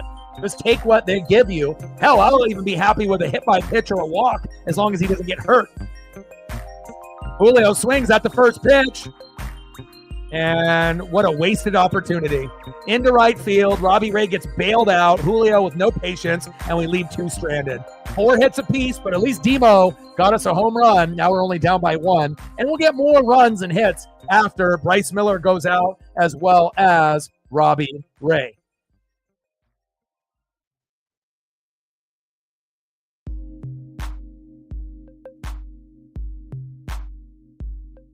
Yeah, I had a pretty good day besides getting attacked by a dog and having to call animal control and calling the police on, I won't say necessarily my neighbor because the guy doesn't live in my neighborhood, but a delinquent, of someone that, thinks that they can have their dog off leash and that's okay. I almost got in a fight today, but that's a story for another day or later. Yeah, I almost went to the clink. I was going to have to call my cousins in the Yakuza.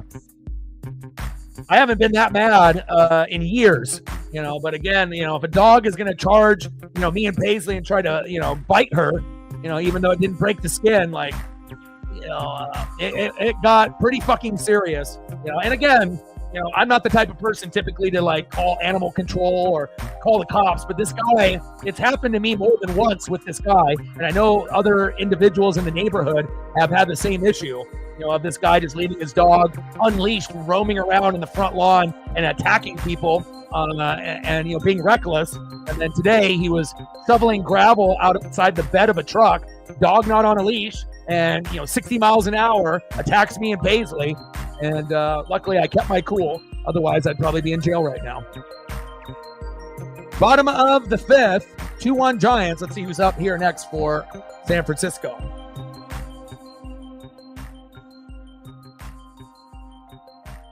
And I can always tell the dogs that, or end up being more aggressive. It's not even really dog breed. They're the dogs that don't get loved. They don't get walked. They don't get to release that energy, And again, just because if you have a dog and you think that you can just have it in the house or the backyard, I don't care what breed it is. You need to let your dogs walk.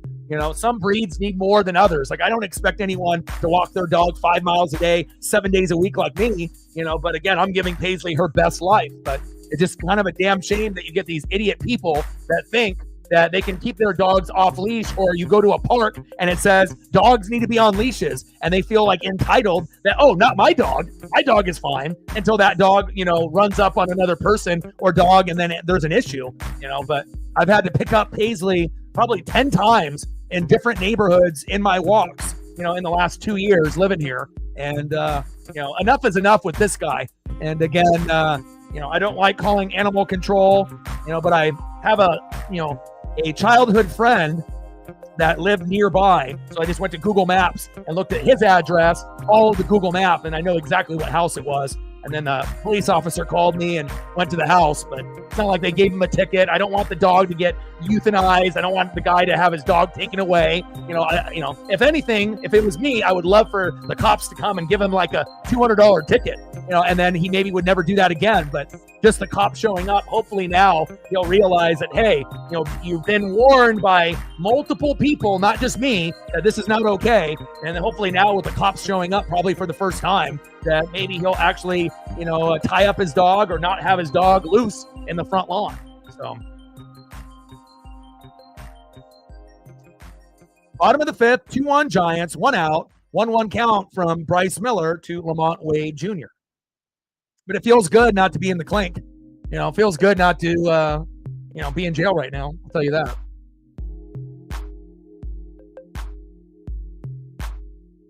Yeah. And then, like I said, I don't care about me per se. It's Paisley. I don't want her to get attacked and to be traumatized, especially when we're just trying to exercise and whatnot.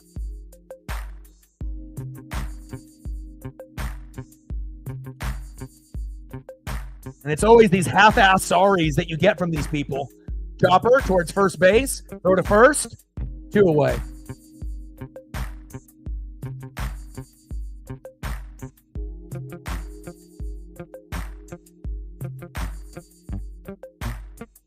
Next up, shortstop, Willie Adames.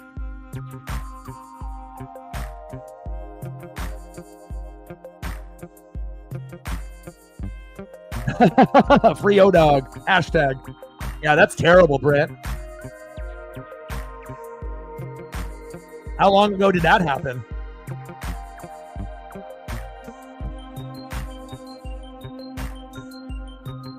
And I, like I said, I wouldn't have called animal control or the cops that, were led through the animal control call. And then the cop called me on the phone and I talked to him, but again, maybe just him showing up. I know this guy isn't going to care, but maybe he'll care enough to be like, okay, if I keep doing this, the cops are going to keep coming. So maybe I should just leave my dog in the backyard, or if I'm working in the driveway, have your dog tied up, especially when you don't walk it and it's got aggressive tendencies that it likes to bite and charge people. And I worry about the kids and the elderly that are in that neighborhood too, because just right around the corner, it's my childhood park that I would shoot hoops at. And there's always people walking dogs and, elderly kids, and I can only imagine if it wasn't me and Paisley, if it was someone else, how they would have reacted. So, but I was fucking heated. I stayed there for 15 minutes. I walked away, went back, walked away. I mean, I came literally probably a few seconds away from going to blows with this guy. Popped up, and that's a base knock for Willie Adames. Damn it. And Adames is testing, and he's out at second. He got way too aggressive there, and we'll take that. That's the end of the fifth inning. Base running has been terrible, and the decision-making on being aggressive on the bags has been terrible for the Mariners and the Giants today, but at least it is a 2-1 game, and let's go to the top of the sixth.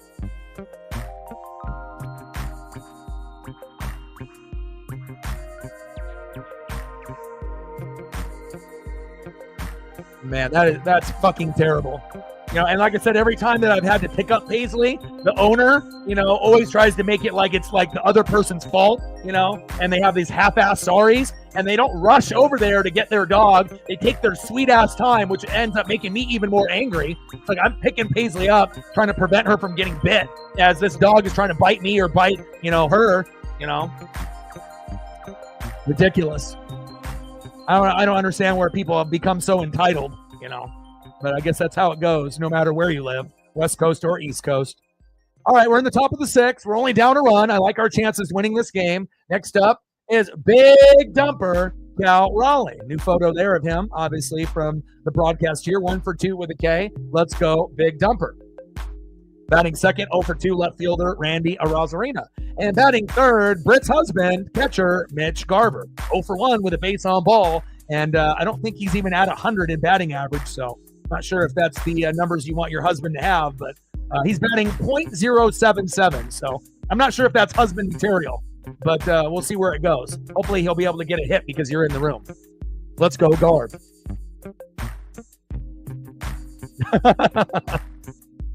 My baby.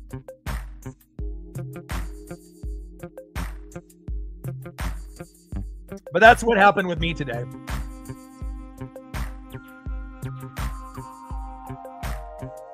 And again, it would take a lot for me to call animal control. Like, that's not in my nature, you know. But also, it's not in my nature to fight someone either, you know. But this isn't the first time that this dog has charged me and Paisley. So, you know, enough is enough.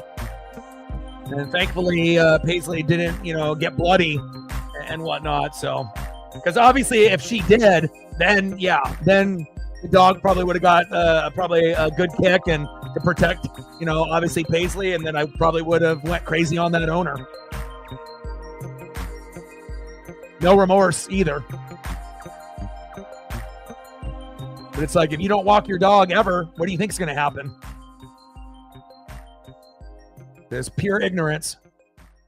Robbie Ray on the mound in the top of the sixth, 2-1 Giants. 1-1 count to big dumper Cal Raleigh. African in the building. What's good? Yeah, unfortunately, you can't even get a lawsuit. It doesn't work that way, you know. And I love dogs, you know, so much. It's like I wouldn't want someone to get their dog taken away, you know, or anything like that. But, you know, I have to protect, you know, my pup. It's like my daughter. You don't fuck with me or my daughter. Popped up. Cal Raleigh into center field. Jung Hoo Lee is there. One away. Great defender from Jung Hoo Lee.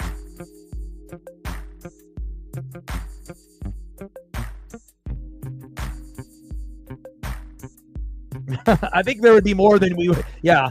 It would be more than a flick. It'd be a good jab to the eye. Next up is Randy Arozarena. And that's why I had to send you the report card, because they send out those report cards on every ump on every game. And again, usually I don't get so pissed that I have to go look at that, you know, but I figured I would share it with you and my best friend Justin. That way we'd have a little justification instead of us saying it with our eyes and watching the game. Like, you know, the stat nerds put it together, and you know, we were correct that we did get screwed. Especially when you end up having a strike three to end the inning or end that batter, and then they end up getting a walk, or they end up getting a hit at that next pitch, or they end up winning the game because of that bad call. And that's kind of what happened with us. 0-2 pitch from Robbie Ray to Randy Arozarena, and that's in foul territory and out, 2 away. Randy has been kind of a little cold lately. Next up, Britt's future husband, Mitch Garver. Let's see if Mitch can get above 100 in batting average.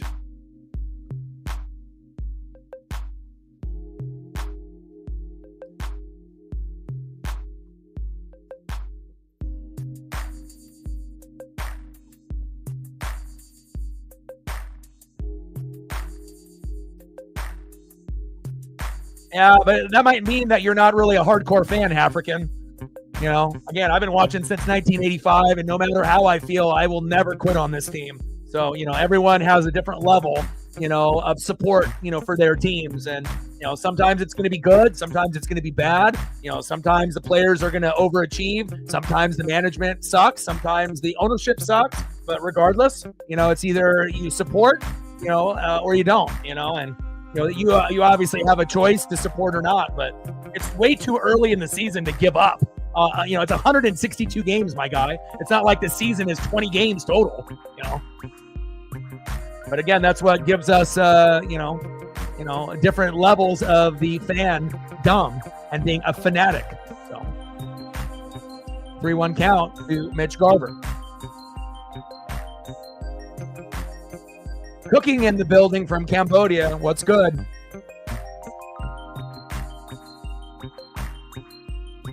Yeah, and the thing, this is where you messed up right here. You can't come in here and then ask for follows.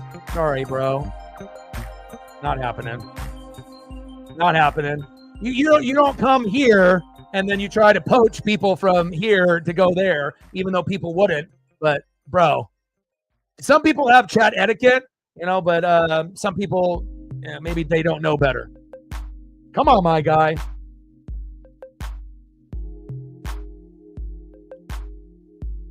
Yeah, African, you're more of just someone that does like parlays and whatnot. You know, I'm actually a true fan through and through. So we're not on the same level, my guy.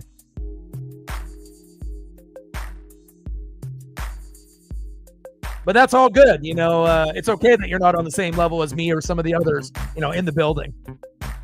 That's what makes sports, special. Everyone has the ability to, be a bandwagon, a fair weather, kind of an occasional fan, hardcore fan, or a fanatic. So, 0-1 pitch, popped up.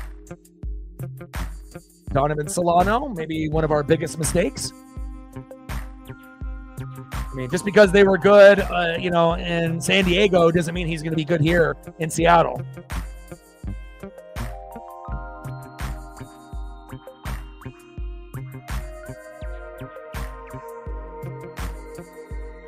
Popped up.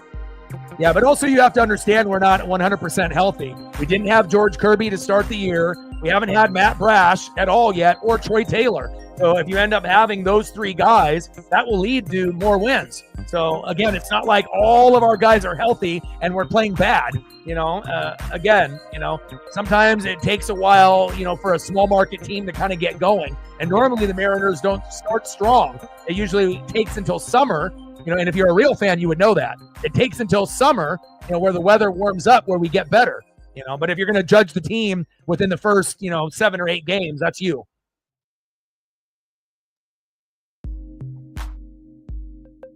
Yeah, but again, if you're a bottom 5 hitting team every single year, you're not going to just be able to turn it around magically. It's like you're not going to go from bottom 5 hitting team to top 5, in a season. It doesn't work like that.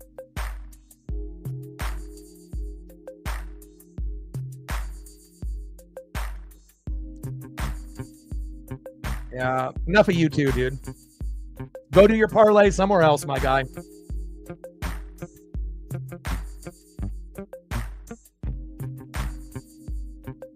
I mean, if you only care about parlays, you can watch, you're not even going to care about the game anyways, so your comments are irrelevant here. You can watch it by yourself. Let's go to the bottom of the 6th, where we care about things more than parlays. 1 for 2 with a run, center fielder Jung-Hoo Lee. Batting second, 1 for 2 with a run and an RBI, third baseman Matt Chapman. And batting third, 0 for 2, left fielder Helio Ramos. 2-1 Kraken, nice. I mean, I don't want the people in the room to get dumber here.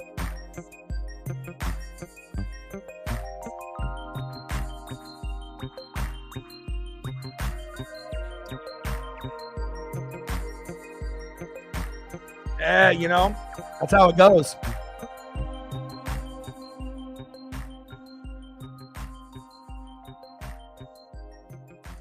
Hey, when Paisley gets threatened, things happen.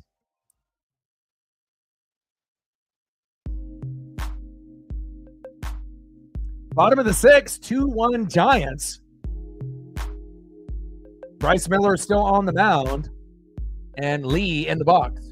Toby in the building. What's good? Duval. Big swing and a miss for Jung-Hoo Lee. 1 for 2 with a run. Good defender as well. Double in the 4th, a run and a stolen base. I like Jung-Hoo Lee.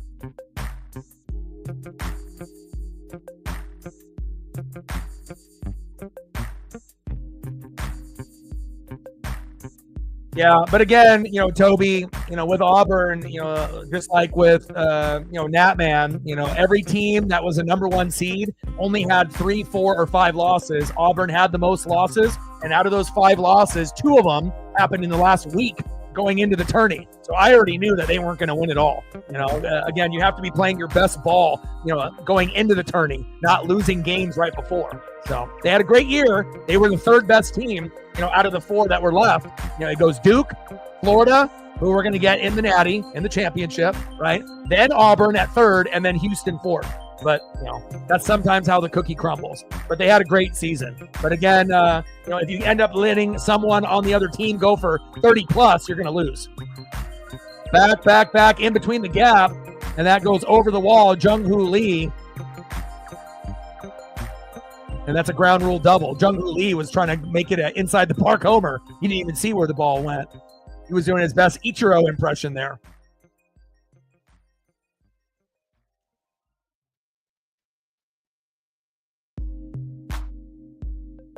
Yeah, UConn has a very good chance to bring it home with Paige Buekas, and I hope they do.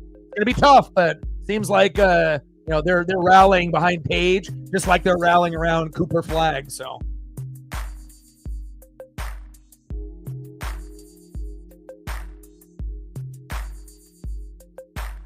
And Paige is one of those ladies, if you like basketball, whether it's college men's or college women's, that, you can definitely watch and enjoy, her game. Oh, hell. Chapman, double the right. And there goes Jung-Hoo Lee, 3-1 Giants. We need to get Bryce Miller out of there. And again, the team that has the highest batting average with runners in scoring position in the entire MLB, the San Francisco Giants. This is a guy that can, definitely be a clutch hitter. But on top of that, he's a good defender at third. And Bryce, again, our bullpen stinks. So sometimes we have to, let guys go a little bit longer. And then I can't wait until we have Kirby back for a starter. And then not only that, we need Brash and we need Taylor. We need to be able to have those guys. Brash is kind of like a Kirby. It's a location guy. And then Taylor is going to give you the heat, typically like a Brian Wu, but in the bullpen. And when you don't have that available, then you have to bring in guys, like Sauce and Bizzardo and Trent Thornton, and they give up home runs. Really, the only bullpen guy I trust, is Gabe Spire. That's it. I don't trust anyone else. I don't trust Santos, and I thought I would, but I don't. Really the only one is Gabe Spire and then maybe Munoz. That's it. And even Munoz almost blew the save when we played Skubal. So, it's early in the season, but we'll get better. I mean, look at the Astros on how they started the year last year, and then they ended up rallying and winning the division. So it's, again, not how you start, it's how you finish.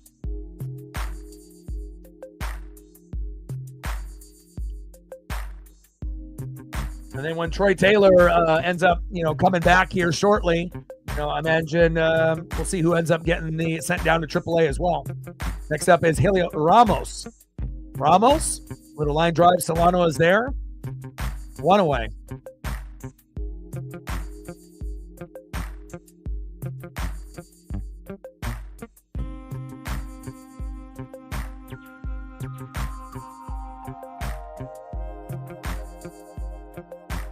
Yeah, I think all of us can, kind of join in the pain, from our teams, losing in, big games, I mean, if anyone knows, a lot of us in the room know, whether it be in Natties, Rose Bowls, Oregon getting fucking destroyed against Ohio State, after being number one almost the whole year. I don't know if anyone anticipated that, and then they ended up going all the way, so we all have had, Auburn, the Washington Huskies, the Oregon Ducks, all of us have ended up having some moments of joy and then a lot of moments of pain, as well. So, but there is going to be a moment or a time where we're going to have that joy, but again, depending on where you live and the teams that you root for, sometimes, being in the Pacific Northwest specifically, we typically have more pain than joy, for our teams in Oregon and Washington. But when we end up getting good, we're really good, but sometimes it takes 4 or 5 years to get to that point or longer. Next up is Mike Yastrzemski with a 3-0 count, and he's looking at a walk. We got to pull Bryce Miller. This guy can't hit the zone anymore. And again, if we don't, it's going to be 5-1, and we're going to lose. But that's what happens when you don't have guys you can trust in the pen. You got to let your guy go a little bit longer. Dan Wilson, not very good of a manager. I'm happy that he got the job over Service, but I'm almost feeling like it's the same shit with Service with Dan. Not good.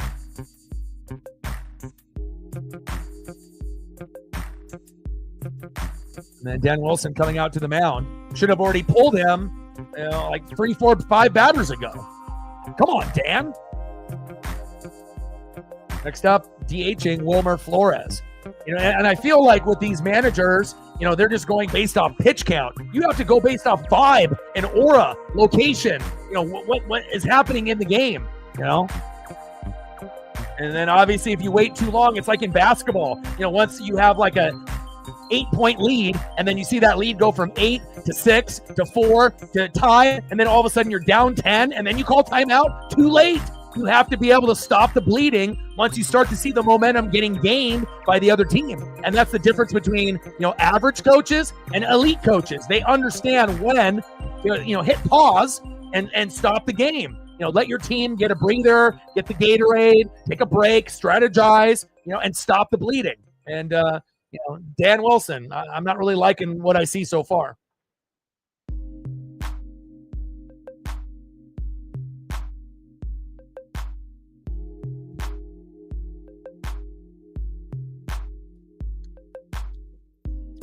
(3-1) Giants.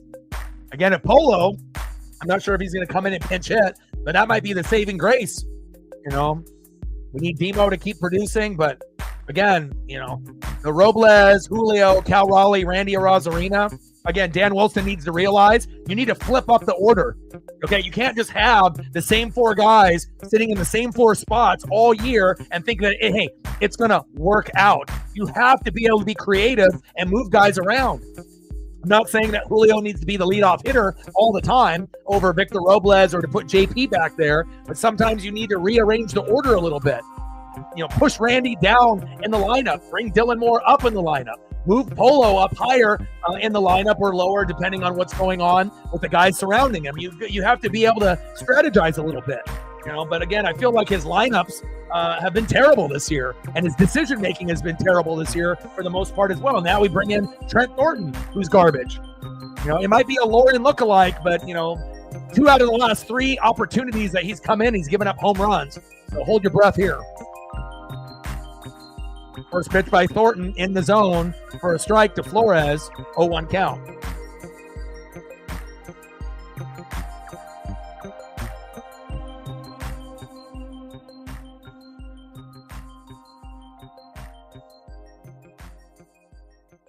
Flores, and a guy that normally can't even hit, gets a hit. A single there. Chapman scores. 4-1 Giants. Thornton, you're terrible. You're literally the worst hitter in the whole lineup. Ends up finally getting a hit and doing damage. That shows you how terrible things are going. Literally the worst hitter in the lineup ends up getting the RBI. Nice job, Trent, you idiot. Terrible. He's terrible this year. Sauce terrible, Bizzardo terrible, Trent Thornton terrible. I mean, literally, you might as well just have Gabe come in there and have it pitch like 2 or 3 innings. But just because you're a pen guy doesn't mean you can only pitch 1 inning. It's like Dan Wilson would rather have shitty pitchers in the pen go 1 or 2 innings, and then we have a guy like Gabe. He goes 5 pitches, goes bang, bang, bang, 3 outs, and then doesn't put him in the next inning. His decision making is fucking terrible. Just being honest. And now we got Patrick Bailey coming in, who the starting lineup was exactly the same, except for Sam Huff. And obviously now they have Bailey in, and we'll see if he gets a hit. Bailey pops up. And luckily for us, he flies out.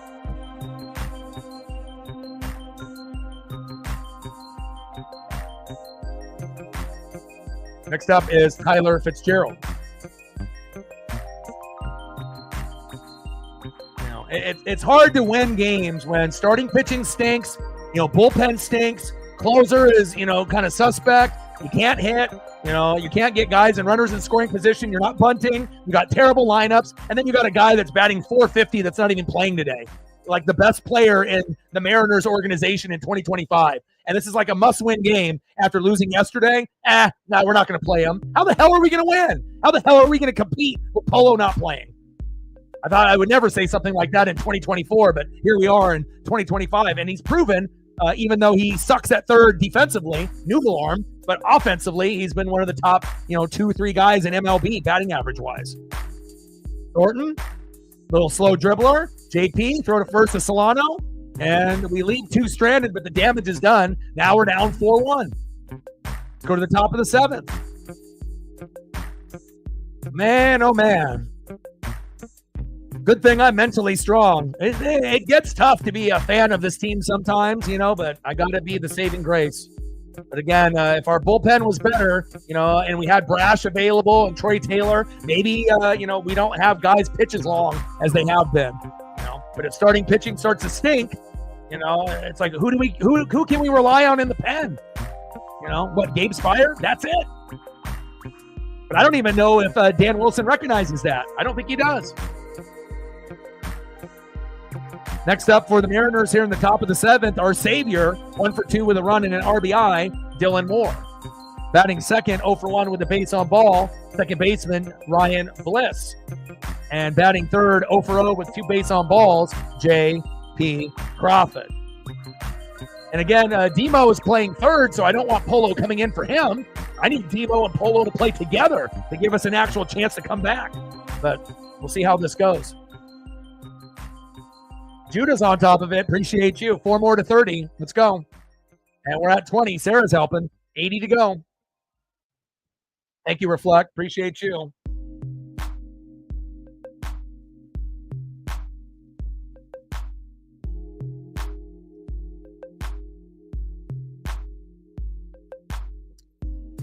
Yeah, but as crazy as it sounds, even when the Mariners struggle, I wouldn't want to watch anybody else but them. It's like when this team has been ingrained, into my soul, like no matter if we end up losing, 3 games in a row, 10-0, I'm still all in, and again, not very many people can say that. So, someone has to, be the leader and, have, that utmost faith, even when things are bleak, but you got to call a spade, right? When things are going bad, certain individuals need to get called out. But hopefully we can find a way here. Duke up by 10 and they're winning, like we mentioned. I already, again, we're not going to be right about every prediction, but it was pretty clear that it was going to be Florida and Duke in the championship. I mean, if you watch sports enough, you just know. But again, got to play the games and see the outcomes. And Demo popped up. There we go. Just over his head, and he got it. Damn it. 1 away. Thought it was going to float over his head there. 1 away. It's okay, Demo. We love you. Next up, second baseman Ryan Bliss. And we haven't dropped any bunts down today, and no surprise, we're still down 4-1. Got to drop bunts down. Off the mitt there from Patrick Bailey. 1-0 count. They will. And realistically, the first time that we actually make the World Series, we'll lose. It'll probably be, Dodgers in 5. Maybe we'll get lucky and win 1. We won't get swept, but we're definitely not winning 2 or 3 games the first time we go. First time we go to a World Series, we'll definitely only win like a game, but at least that we'll get there. And then the next time we go, that's the one that we got to, take it. Because how many opportunities are we really going to get in a very competitive American League? But I'm hoping in the next, 15 years, we'll have 1 or 2 chances. And again, if we end up winning it the first time around, it would be shocking, because you got to think you're going to be going against teams like the Dodgers, the Phillies, Padres, someone of that nature, unless we end up making it in a weird year where it's like the Diamondback year. Now, if it ends up being a team like that, they're the Dodgers, the Phillies, and the Braves, end up eliminating each other, and then a weird kind of under-the-radar team makes it like us, then we could win. Mariners, Diamondbacks, we could do that. But what are the chances that you get 2 under-the-radar teams making it in the same year? Very unlikely. Usually it's only 1 under-the-radar team based off past history, but I still have faith. Now we got a full count on Ryan Bliss as they're partying in the party boats there in the bay. 3-2 pitch to Bliss. And a nice little base knock into right field. Nice job, Ryan. There we go. He's got a great name. Next up, shortstop J.P. Crawford. Great time here to be able to drop a bunt. And again, hopefully Bliss will not fuck up in his aggressive base running, because with those short legs, like Muggsy Bogues running around the bags, you're never going to be able to steal a base. I don't think the Giants won randomly. They won in 2010, 2012, and 2014 every 2 years, because they had guys like Madison Bumgarner with like an ERA of like 1 or below 1, and then they had a Hall of Fame catcher in Buster Posey. So I don't think it was just all of a sudden the Giants came out of nowhere. They were amazing, back in that time period 15 years ago to win a World Series 2 years apart 3 times. JP, baby! There we go. Back-to-back hits in the bottom of the order. You don't get Ryan Bliss getting crazy there? There we go. We know that you guys can play some D, but we need the O. Who needs O? Everybody. There we go. Nice job. And again, Robbie Ray is out. And as soon as Robbie Ray got out, now we're starting to hit.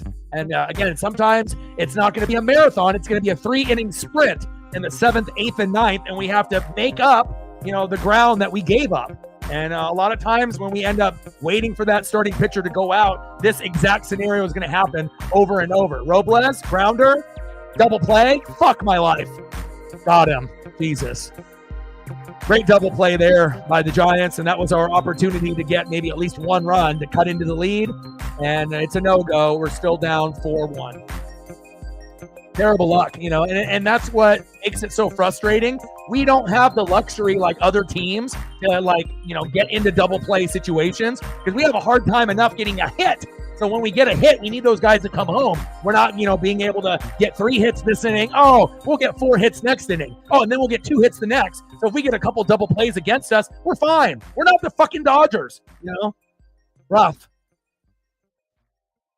4-1 Giants. Let's see who's up next here for San Fran. Yeah.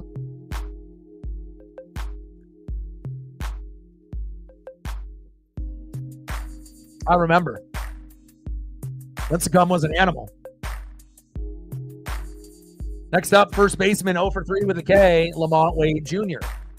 I don't know if that's correct, but that's, again, ESPN has been wrong with updating their information. We'll see if that's right. But sometimes I can't remember where we left off in the previous inning. Batting second, shortstop Willie Adames, and batting third, center fielder Jung-Hoo Lee. Who in the hell knows if that's right? ESPN has been, they get a little lazy most of the time during NFL season, but in MLB, it seems like there's always a point in the game, where they go to the bathroom or they go get a snack and they think that no one's going to notice. But again, if you're not updating the outs and the players and it's just frozen, we know what you're doing.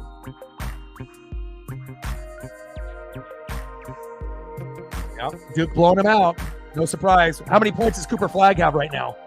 Guy's an absolute animal. And honestly, I know, Nat Man, it would be awesome if they would have beat Florida. But in the championship game, what would happen if you made the championship and they lost by 25? Would you be okay with that? Making the championship and getting embarrassed by Cooper Flagg? Or is it better to lose by 6 in the Final Four? I guess it kind of just depends on, what you want. Again, getting to the championship is a big thing. But if you get blown out by 30, it doesn't really make you look very good. Rather than, get to the Final Four and lose by 6. And obviously getting further is great, but if you get further and you get blown out, sometimes that could be seen as more of a negative. So, because it's always about getting as far as you can, but you don't want to get absolutely fucking obliterated in the championship game, and sometimes that happens. But Duke ain't losing. They're going all the way. I mean, really, the only way that Duke loses is if they beat themselves and Cooper Flagg gets injured. If that doesn't happen, then, it's theirs to lose. Florida's a great team, but, one-on-one, we'll see. And it could end up being pretty close between Florida and Duke, where it could end up being by 6 points or less if Florida can come out hot in that first half. Pitch right down in the middle there. And we got Lamont Wade Jr. here in the box in the bottom of the 7th. 3-2 pitch. Big swing and a miss. Got him. And we have Hahn in the game. Now you're starting to bring in guys that nobody even knows who the hell it is. Jesse Hahn, huh? That's when you know things are going sideways, when we got fucking Jesse Hahn in the game. Golly. And then when you hear me say golly, you know it's not good. 4-1 Giants. Hopefully he'll do decent here, but next up is Willie Adames, the former Brew Crew member.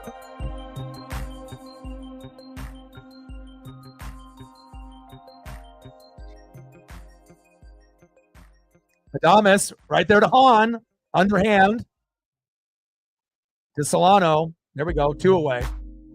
And next up, the Asian sensation, Asian persuasion, center fielder Jung-Hoo Lee.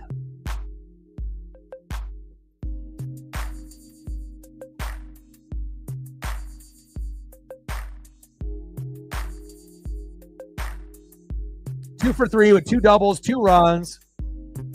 And he's solid offensively and defensively. And there's another hit. He's like Ichiro. Golly. He's got the same number, too. 51. Coincidence? Jung-Hoo Lee. Stud. I mean, you're getting good Asian representation all over the league, not just on the Dodgers. Stud. Next up, 2 for 3 with 2 runs and 2 RBIs. Speaking of studs, another one, Matt Chapman. Pretty good defender at third and pretty good clutch hitter as well. And I don't know how long the Mariners are going to be able to stay afloat if we're only going to win 1 out of 3 games every series if we play 3. But again, must-win game tomorrow with Brian Wu on the mound. I feel that we will win tomorrow at 1, and we'll be watching Darlington as well because that'll be at like noon. So I'll cover both. I'll watch both, and we'll cover both. And then Monday, Tuesday, Wednesday, we're at home versus the Astros. And I better see Polo in the lineup tomorrow.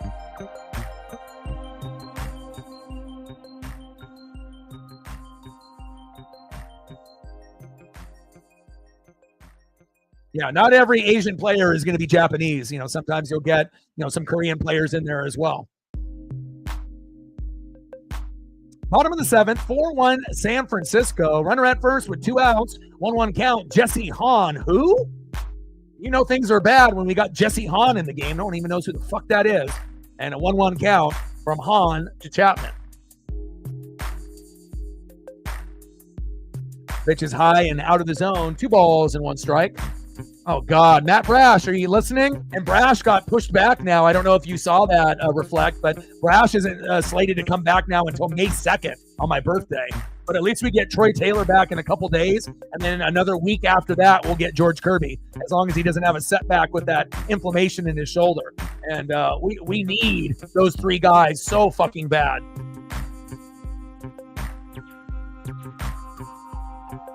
Three-one count from Hahn to Chapman.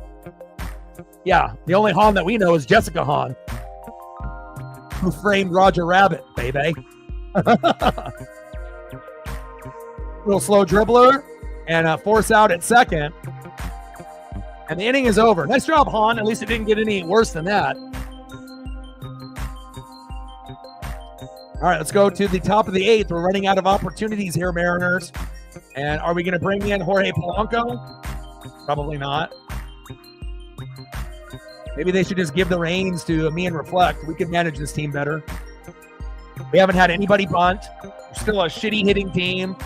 We find ways to be able to, manufacture opportunities. They don't listen, And then you see other teams do it, like the Giants yesterday. What did they do against Luis F. Castillo? Early in the game, back-to-back bunts out of guys that normally don't bunt. And what happened? Luis F. Castillo fumbled the bag trying to pick up the ball, and they ended up both being safe and ended up leading to some, runs being scored. Why can't we have a manager that does that? Terrible. Top of the 8th. Let's see who's up next here for the Mariners. Leading off for the Mariners, 0 for 3 with a K, and that needs to change. Center fielder, Julio Rodriguez. Batting second, 1 for 3 with a K, DHing Cal Raleigh.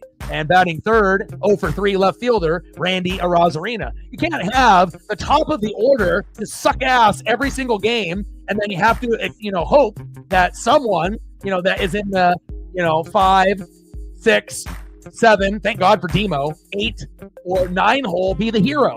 Thank God we have Polo and, Dylan Moore, because if we didn't have those 2 guys, I can only imagine how many wins we would have right now. Probably like 1.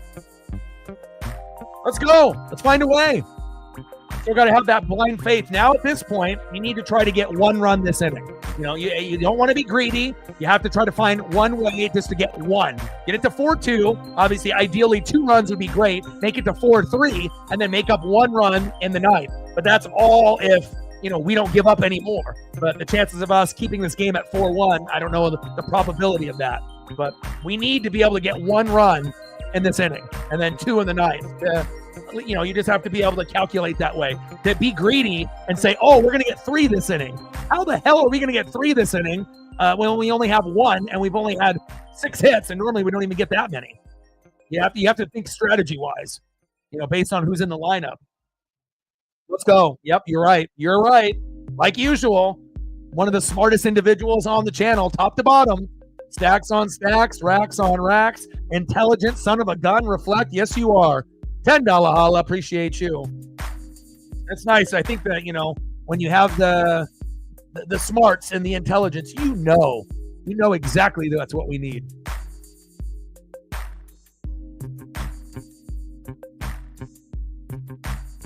Hell, at this point, we need to get guys up in the lineup in the farm like Durangelo and a few others. Let's go. Julio takes a pitch, 2 balls and 2 strikes. Let's go, Mariner Moose.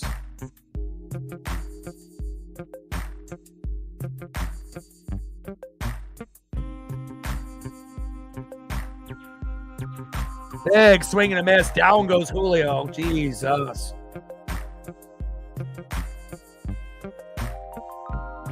But again, Ryan Sloan, Durangelo, Logan Evans. I want to see Logan Evans get an opportunity. Those are the guys in the farm in the 8, 9, 10 position that are pitchers. All of the, infield and outfield guys get all the love, but definitely need pitching. Down goes Julio. What's new? Next up, DHing Cal Raleigh. And again, if Julio doesn't, he's always going to be popular. He's always like happy-go-lucky. He's always going to be on video games.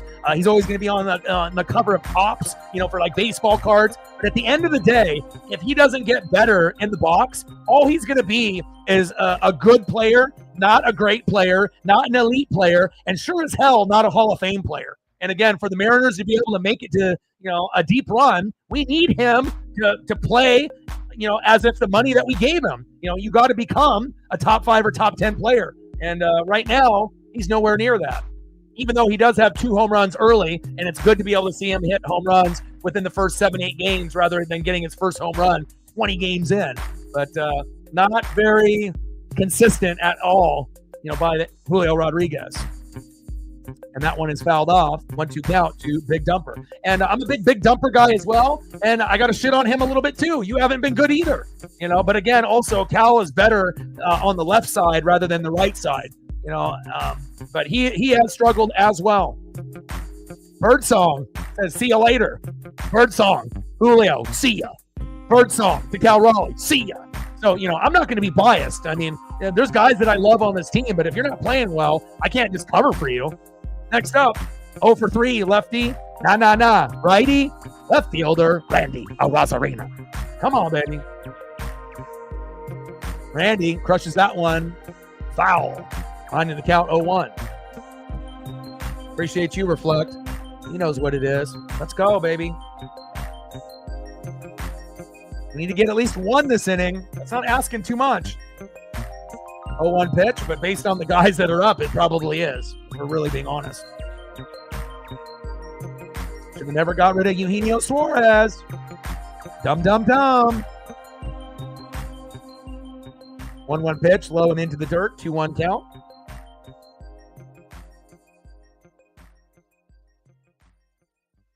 2-1 count from Birdsong to Randy Arozarena. Can we get a little bit of love? Hell, everyone needs to work from home at some point.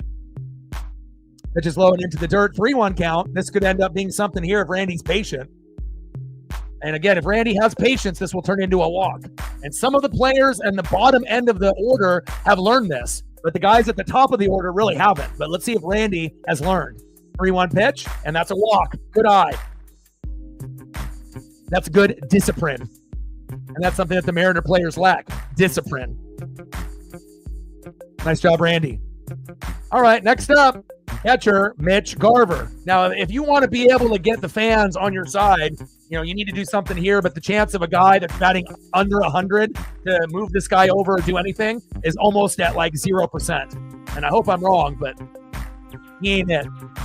Should have kept Tom Murphy. Popped up on the first pitch like Julio. What's new? Bring back Tom Murphy. And that's it. It's like, you want to be correct, but also sometimes you want to be proven wrong, but that's terrible. All right. Let's go to the bottom of the 8th. 4-1 Giants.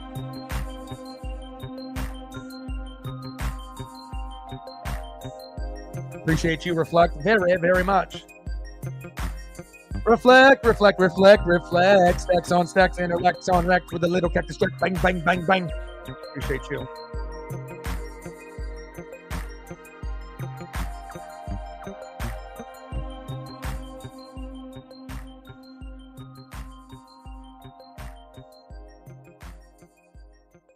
Squeeze in at least something for good luck. A little bit of Mac in your life.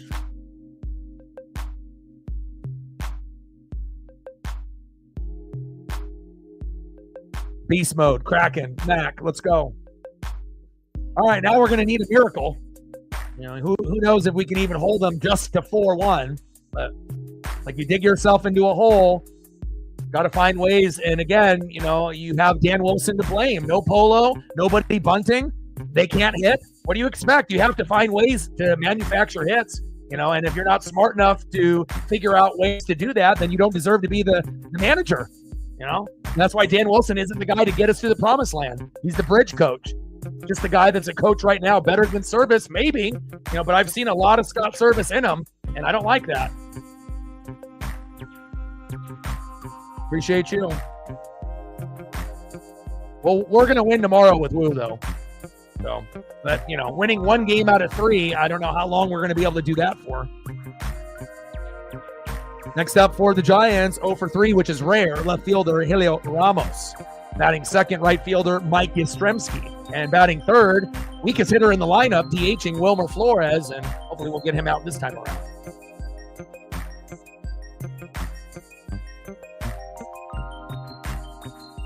Wow, and we still have Jesse Hahn out there. What the hell is Dan Wilson thinking? And the answer is he's not.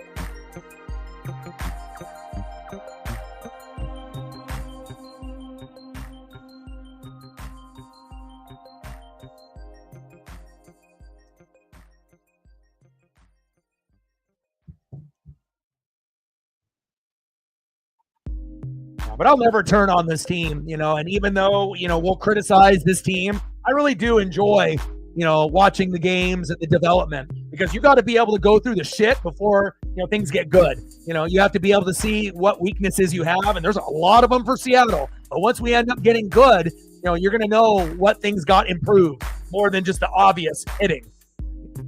There's like strategy that has to be involved as well.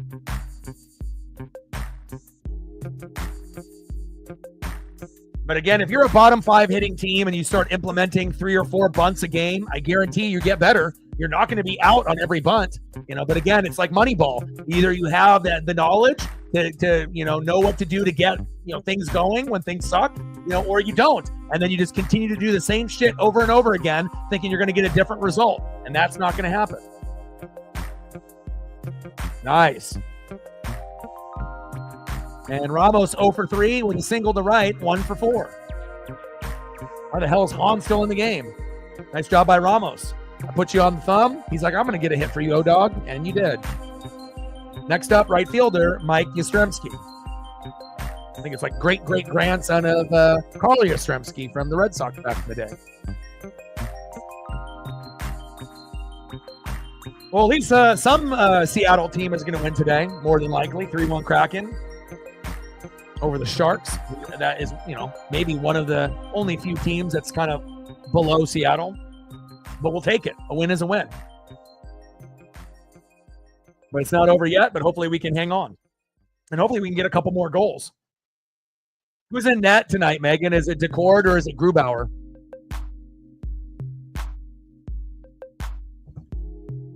One for 1, 2 walks and a single and an RBI for Mike Yastrzemski.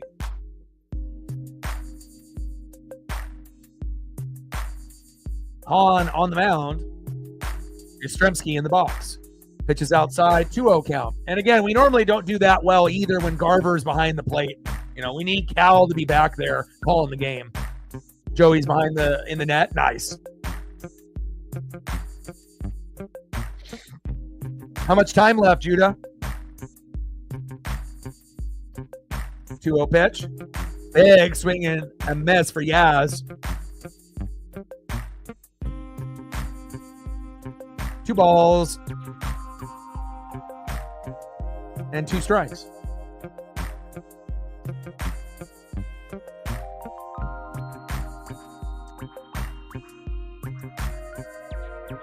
Crushes that one foul. 2-2 count. Like, sub, donate, comment, share. If you haven't smashed that like button yet, please do. How many more likes do we need to get to 30? Have we got to 20 yet?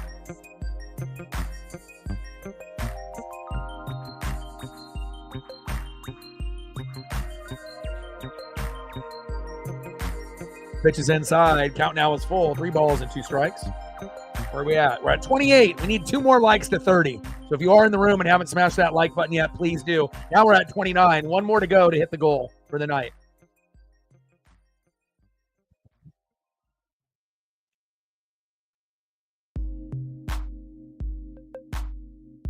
Runner at first in the bottom of the 8th. 3-2 pitch from Hahn. The Yastrzemski crushes that one, fading foul. And count now is full. 3 balls and 2 strikes from Hahn to Yastrzemski. We're at 30, 70 to go.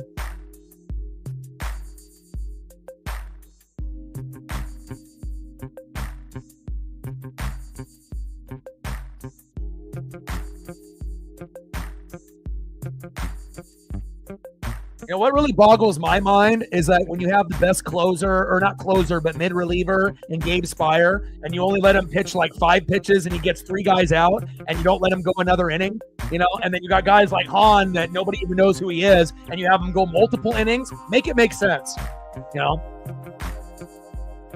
And there's a walk.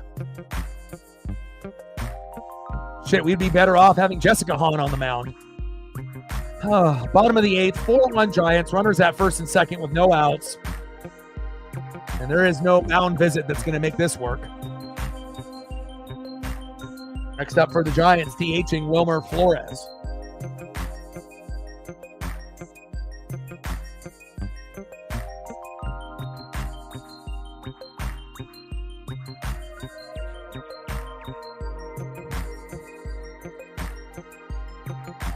Wilmer Flores, 2 for 3, 2 singles, and an RBI. 4 homers early in the season for Flores. As of late, kind of struggling, but earlier on, when they were on their heater, he was going homer, homer, homer. Kind of been a little bit more quiet, but obviously starting to ramp back up again. Flores, double play opportunity, flip to second, throw to first, got him. Wow, we actually converted a double play. How the hell did that happen? 2 away. Next up is Patrick Bailey.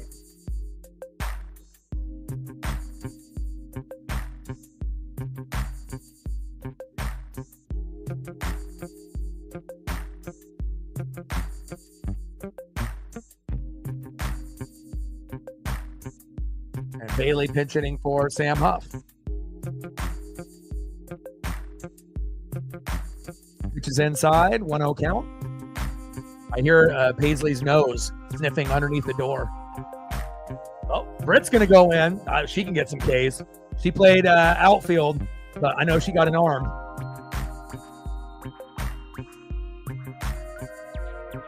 1-0 pitch. Little dribbler. And a flip to first. And we get out of the inning. All right, let's let Paisley Pup in the room.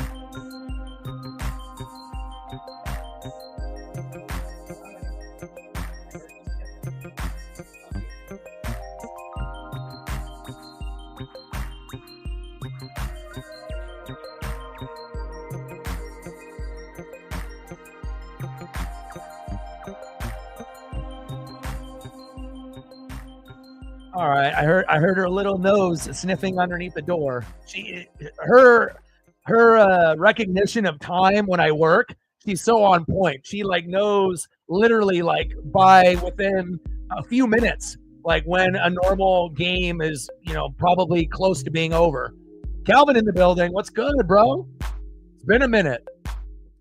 Calvin the Great in the building. What's good, Calvin? All right, let's go to the top of the 9th. Mariners getting obliterated, but hopefully we can find a way to at least get 1 run in the 9th, so that'll carry over. You know, if we lose 4-2, you know, but at least, you know, getting something here in the 9th to give us some Mo, a little Uncle Mo, as we have Brian Wu on the mound tomorrow. I already pre-made the thumb, so, you know, I got to put Wu on there, baby. Let's go. We win in tomorrow. Believe that. Next up, for the Mariners, biggest mistake that we made in the offseason. This was our biggest signing, Donovan Solano.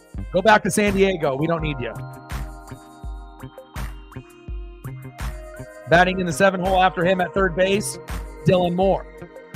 And batting third, if they keep it this way, Ryan Bliss. And how the hell, did our manager think that we were going to be able to compete without Jorge Polanco batting like 450? Like, how the hell are you going to literally have the best player on the team not play?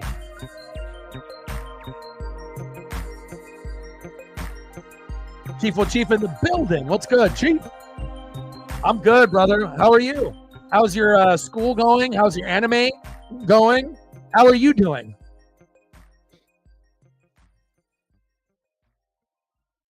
Oh, we got Miles Mastroboni coming in, the former Cub.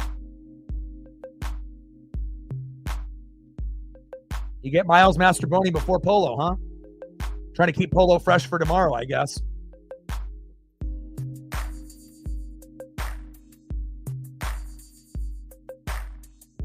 Pitches inside. 1-1 count.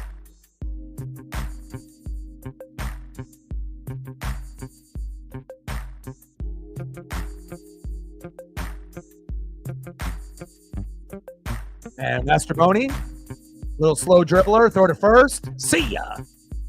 Got him.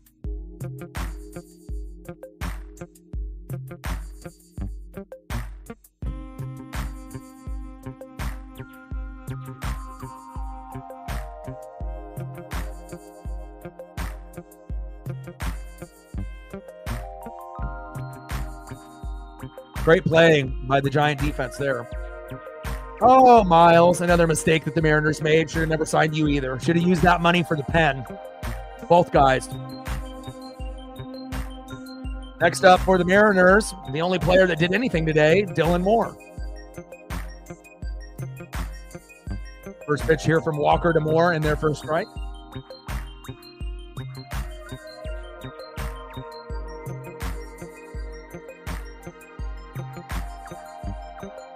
Demo, little dribbler. There we go. Dylan Moore with another single. At least someone is coming to play for the Mariners. And, again, if you would have told me that Jorge Polanco and Dylan Moore are the best clutch hitters on the Mariners, we're in trouble. Even though that those guys have been putting up some pretty good averages. But what about the rest? And now we're going to bring in Luke Raley. We need Luke to fucking nuke it. Let's go, Luke. I mean, even if we were to lose 4-3 or 4-2, that's a hell of a lot better than 4-1. Let's get some electricity going, baby. Good to hear, my guy. Good to hear. Yeah, Shep was in here late, but a lot of you guys were not in the room and whatnot. He is really, really in a bad place, mentally, with a lot of things that I can't really discuss here on the channel unless he brings it up. But hopefully we'll be able to get more of Shep in the room, but he is not doing too good. So I'm trying to check up on him, the best that I can. But prayers up for him. A lot of serious things have gone down with him, and that's why he hasn't been very active on the channel like he used to be.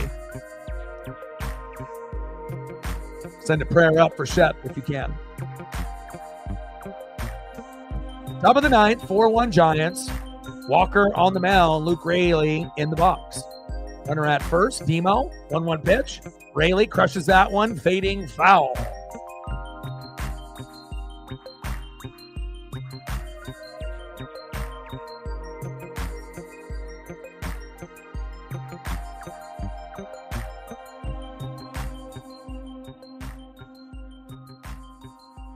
Come on, Luke.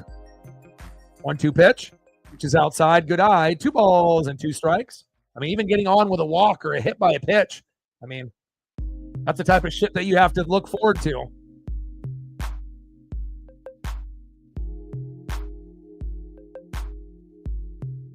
That one crushed, fading foul.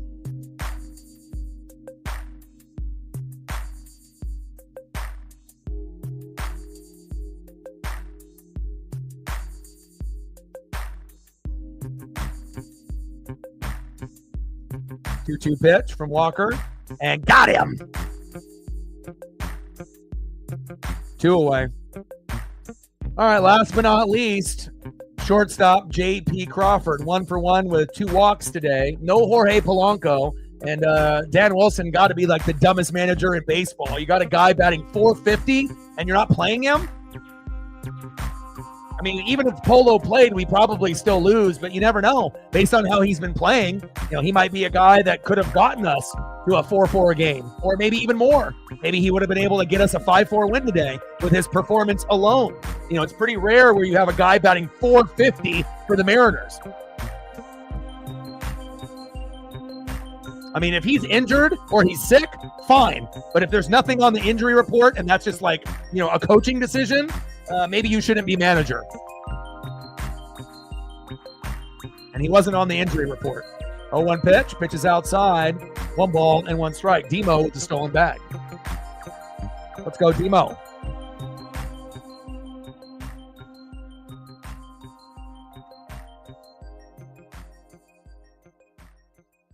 And JP crushes that baseball, fading foul. Great souvenir there. Almost goes into the water. 1 ball and 2 strikes. 1 strike away from this game being over. But we will win tomorrow with Brian Wu. And we'll be live at 1 o'clock Pacific. And then Darlington will be around noon. So we'll be covering the NASCAR Cup race, but I will be doing the Mariner game. JP crushes that one. Foul.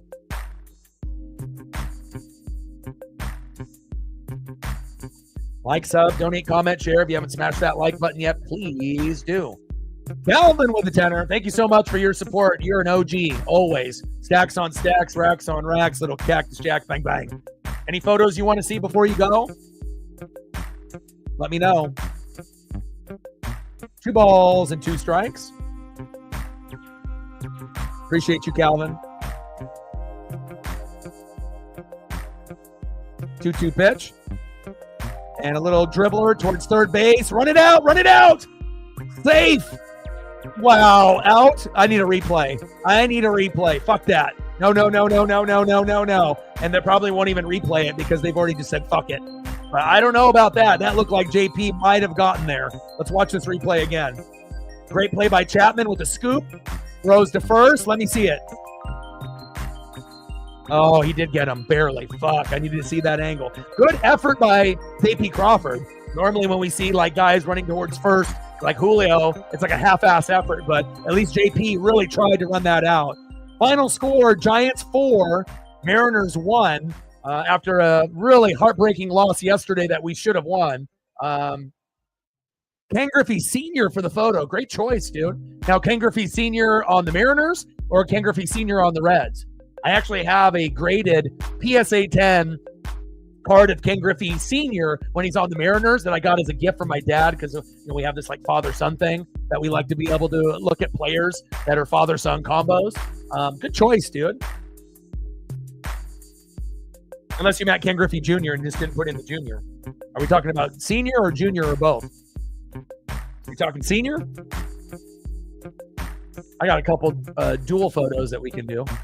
Some artistic photos as well. Mariners, got you. Good choice, dude.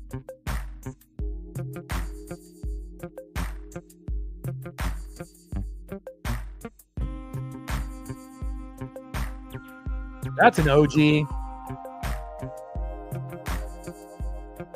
Just like the reason why I like Dale Jr. and Dale Sr. Ken Griffey Jr., Ken Griffey Sr. Not so much LeBron and Bronny, if you get my drift. Bill Elliott, Chase Elliott. You feel me?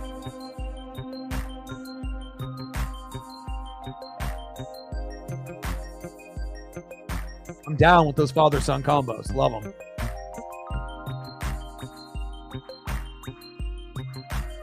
Yeah, this is memories right here for me. This is me at 8 years old, and I can remember it like it was yesterday. Yes, it was. Absolutely. You hit it right on the head.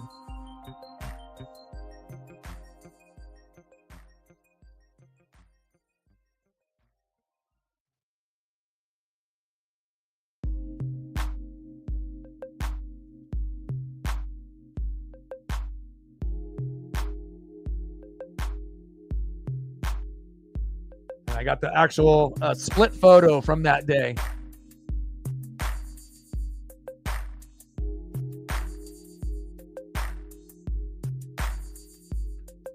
You demand, Calvin.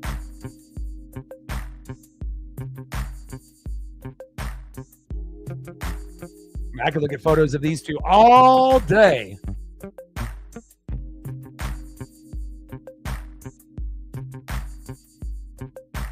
Reflect, anything else that you want to be able to see before we go based off your support as well?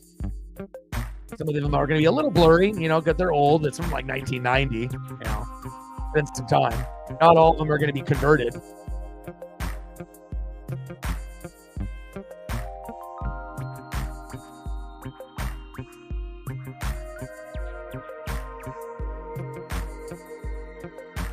I got a Mother's Cookies. Remember those Mother's Cookies cards? Oh my God, I love those.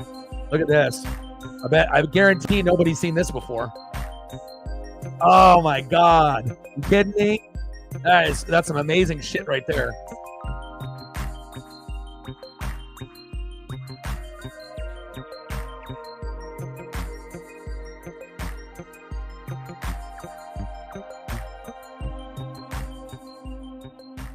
Jung-Hoo Lee and Matt Chapman definitely beat our ass today. And, when we end up having, some of our best pitchers getting roughed up and you can't trust anybody in the pen, no Gabe Spire, no Polo. I mean, you're just asking to lose.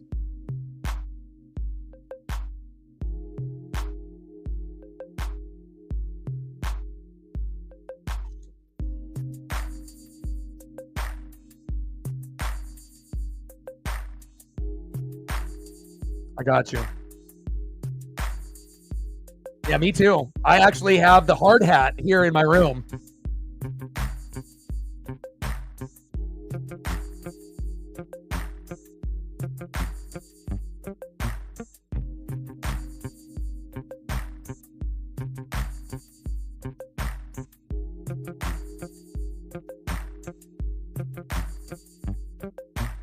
'90 was a great year. I mean, I have so many great memories, from the 80s and 90s. Like, I really feel like some of the best memories you're going to have in your life are from like 5 to like 13 years old.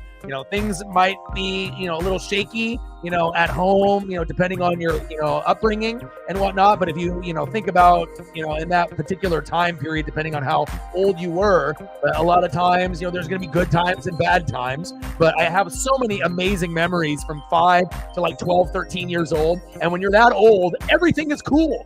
Everything is cool. And I'm lucky enough to still have my Hot Wheels, my Micro Machines, my starting lineups, like all those cool things, Skeletor, the He-Man, the Ninja Turtles, the G.I. Joes, the Transformers. And there's a reason why the wrestling figures, there's a reason why the toys in the 80s and early 90s are worth the most.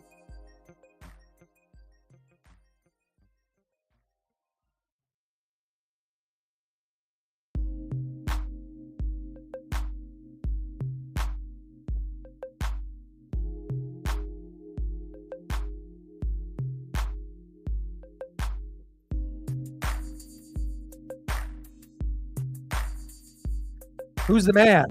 Let's reflect. Calvin, you the man. Reflect, you the man. Shout out to Chief Will Chief. I don't know if you're still in the building, but if there's anything that you want to be able to throw down, let me know if you're still here. Reflect and Sarah and STL and Reflect and Calvin. You guys are amazing. I appreciate it very, very much. Especially, I didn't go to jail today, so I mean that's a good thing. So.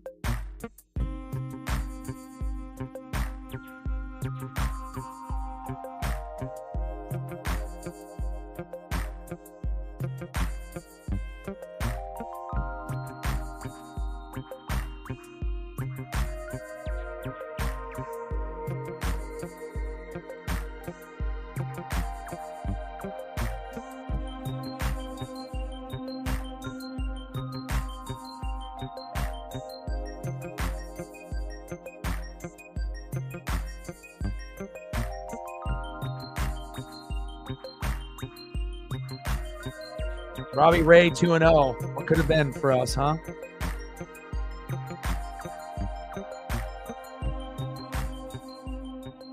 Oh, Bryce Miller 0-2. That's fantastic.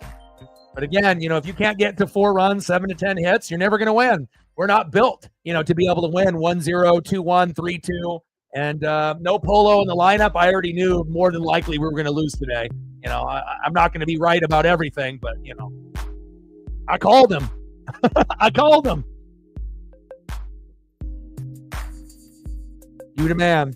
Well, we'll be live tomorrow, and hopefully you guys will come through and hang out. Obviously, for a couple hours, we'll be watching the Mariners take on the Giants in the last game, obviously here in the Bay in San Francisco. I also will be doing coverage of Darlington for the NASCAR Cup Series. Once I go live, we're already going to be like 50 or 100 laps in because I believe the race is going to start around noon or 12:30 or something at that nature. So just like last week, but I'll cover both, and hopefully Chase Elliott will end up being in victory lane. Obviously got second place in the Xfinity Series, and we know whenever we got a guy named Mr. Woo on the mound, we'll get our Ric Flair drip on, and hopefully we'll find a way to be victorious, just like we were obviously when we went against Screwball in the very last game. And we're not going to be able to sustain that type of win-loss record, winning only one game out of 3.